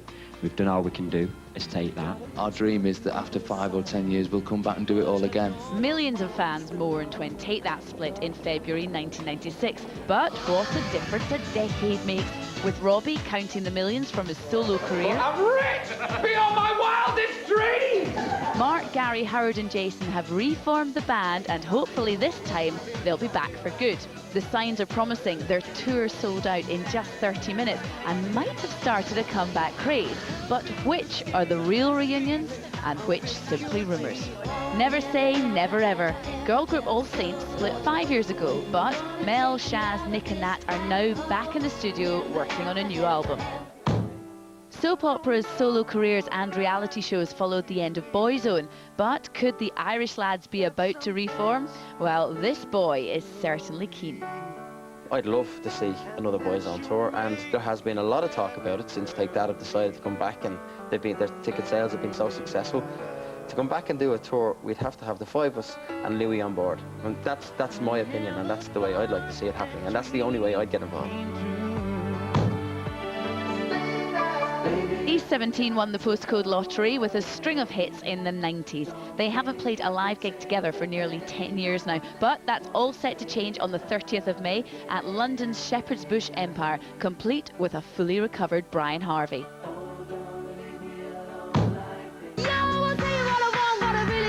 And finally, the Spice Girls were the biggest selling girl group of the 20th century, but it's been 6 years since the one-time wannabes have hollered their way into the charts. Rumours of a Live 8 reunion came to nothing, but mum-to-be Jerry is said to have invited all former bandmates to be godmothers.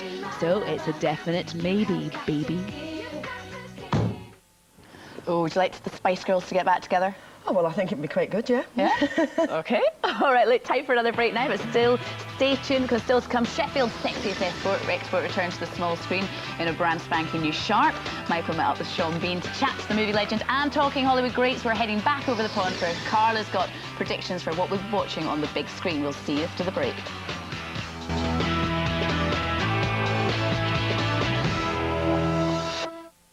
80% of you wanted more sex on GMTV, so we're getting low down and dirty next week on LK. How to get sensual, nice girls do.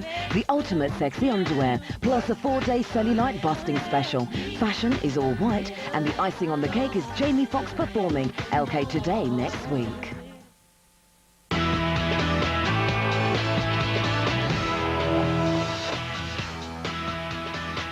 OK, welcome back to Entertainment Today. Carla's up next with all the latest movie gossip from LA. But first, he may be a megabucks Tinseltown movie star now, but cast your mind way back to '93 when Sean Bean hit the small screen as Richard Sharp, regularly pulling in over 10 million viewers. Well, ITV have brought it back, and this time he's heading for India.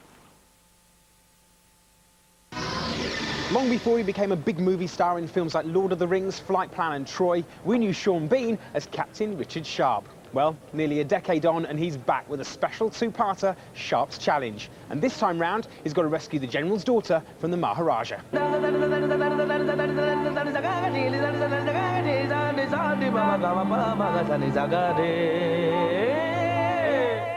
What made you come back to the character? I just wanted to revisit that character, and I think and the prospect of filming in India was very exciting to me as well. You've got the landscapes and the wonderful colours, the wonderful light over in India. And we had the opportunity to work in fortresses and palaces and castles, you know. So it's something that you don't often see very often on British television. You know, one of the reasons that I thought it's interesting is because, you know, it's something that my kids watch when they're young. You know, they're growing up now. You're getting a new generation of kids watching it, and that's not very often that occurs, that a programme goes on for that long, you know. It's like a good sort of rock band, it's like Rolling Stones, it's got that longevity. Yeah, it's quite refreshing actually, because a lot of actors don't like to go back to TV, do they, after they've done film? There used to be a certain snobbery about not doing television because everyone wanted to do films. I think that's largely disappeared now, especially in light of what's happened in America. A lot of film actors are doing television because sometimes it's superior in quality. Now, I want to talk to you about the stunts, because there's some great ones in it. I've always done everything on Sharp. There's no one's ever stood in for me and done any stunts for me. I've always done my own stuff, and yeah, I'm quite proud of that, actually.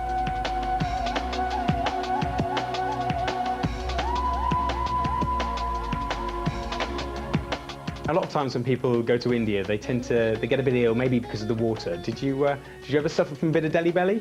Yeah, I did. It's not something you forget very easily. Now, what's this here about a fear of flying? I used to hate flying, you know, anywhere. And I used to do anything. If I worked in France or Europe, I'd get on a train or drive or anything to avoid flying. But I think over the years, just necessity, I've had to fly to Los Angeles backwards and forwards many times, and I just think I got used to it, especially flying to New Zealand. You know I was going to say, you don't want to get a boat to New Zealand. It's going to take you like 2 months to get there. You'll never get there. Where's Sean? Hang on, his boat's coming in June. Yeah, so. Set off about March. I'll be there in June. I love Sean Bean, he's lovely. Right, time to catch up with Carla now, and some very exciting films to tell us about, eh? Jenny, it's all about the exclusives this morning, kicking off with what I believe is going to be a huge hit. Now, earlier on, we saw a clip of the TV series, well, I bring you The Simpsons movie. Yep, award-winning Matt Groening and the team are going to be bringing The Simpsons to the silver screen. Unfortunately, you won't get to see it till about July 2007. That's the bad news. The good news is I have got my hands on a exclusive clip. Nobody else has seen this. I'm going to brief you. It's all about the quality, not the quantity. Enjoy. Oh, you see now, that does look really good. And of course, obviously, Ricky Gervais' Simpsons episode's on Sky this week as well, so that's good. Although we can't wait a year for it. It's so frustrating. But in the meantime, you have another animation for us. I do. You know, Jenny, Hollywood loves all things animated at the moment. We know that Wallace and Gromit won the Oscar, and stars are queuing up to put their voices to cartoon characters. A winning combination, it has been for the last couple of years, and this next movie is no exception. William Shatner, Bruce Willis, Avril Lavigne, amongst the stars in this next movie is called Over the Hedge, and it's from the makers of Shrek. We've got a clip, exclusive once again, and see if you can spot the Mission Impossible 3 spoof. Just absolutely, it's fantastic. I'm really liking the look of that. I'm also extra excited about it too, as I will be getting to meet the cast at Cannes this year in a few weeks' time. Yes. Now, there we go. Carla, please though, put me out of my misery. I am on hold with the breakup hotline.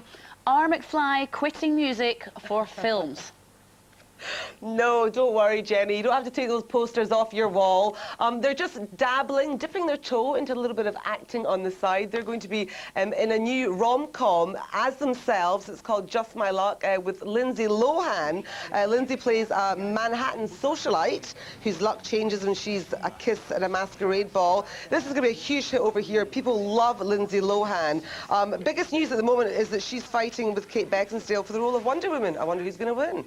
Ooh, I think, well, Kate might get it. She's good, British good. Anyway, Carla, we will speak to you very soon. Thank you very much. Have a nice weekend. Time to find out now who's been the lucky winner of today's competition. This morning we were asking you, Cornwall's famous for what type of food? The answer was, of course, Cornish pasties. The computers ran away, selected the winner from all the answers, and it is Florence Duncan from Stockton-on-Tees. Congratulations. That's it for this week. Happy birthday, Your Majesty, and also good luck to everyone running the marathon. We'll see you next week. Bye-bye.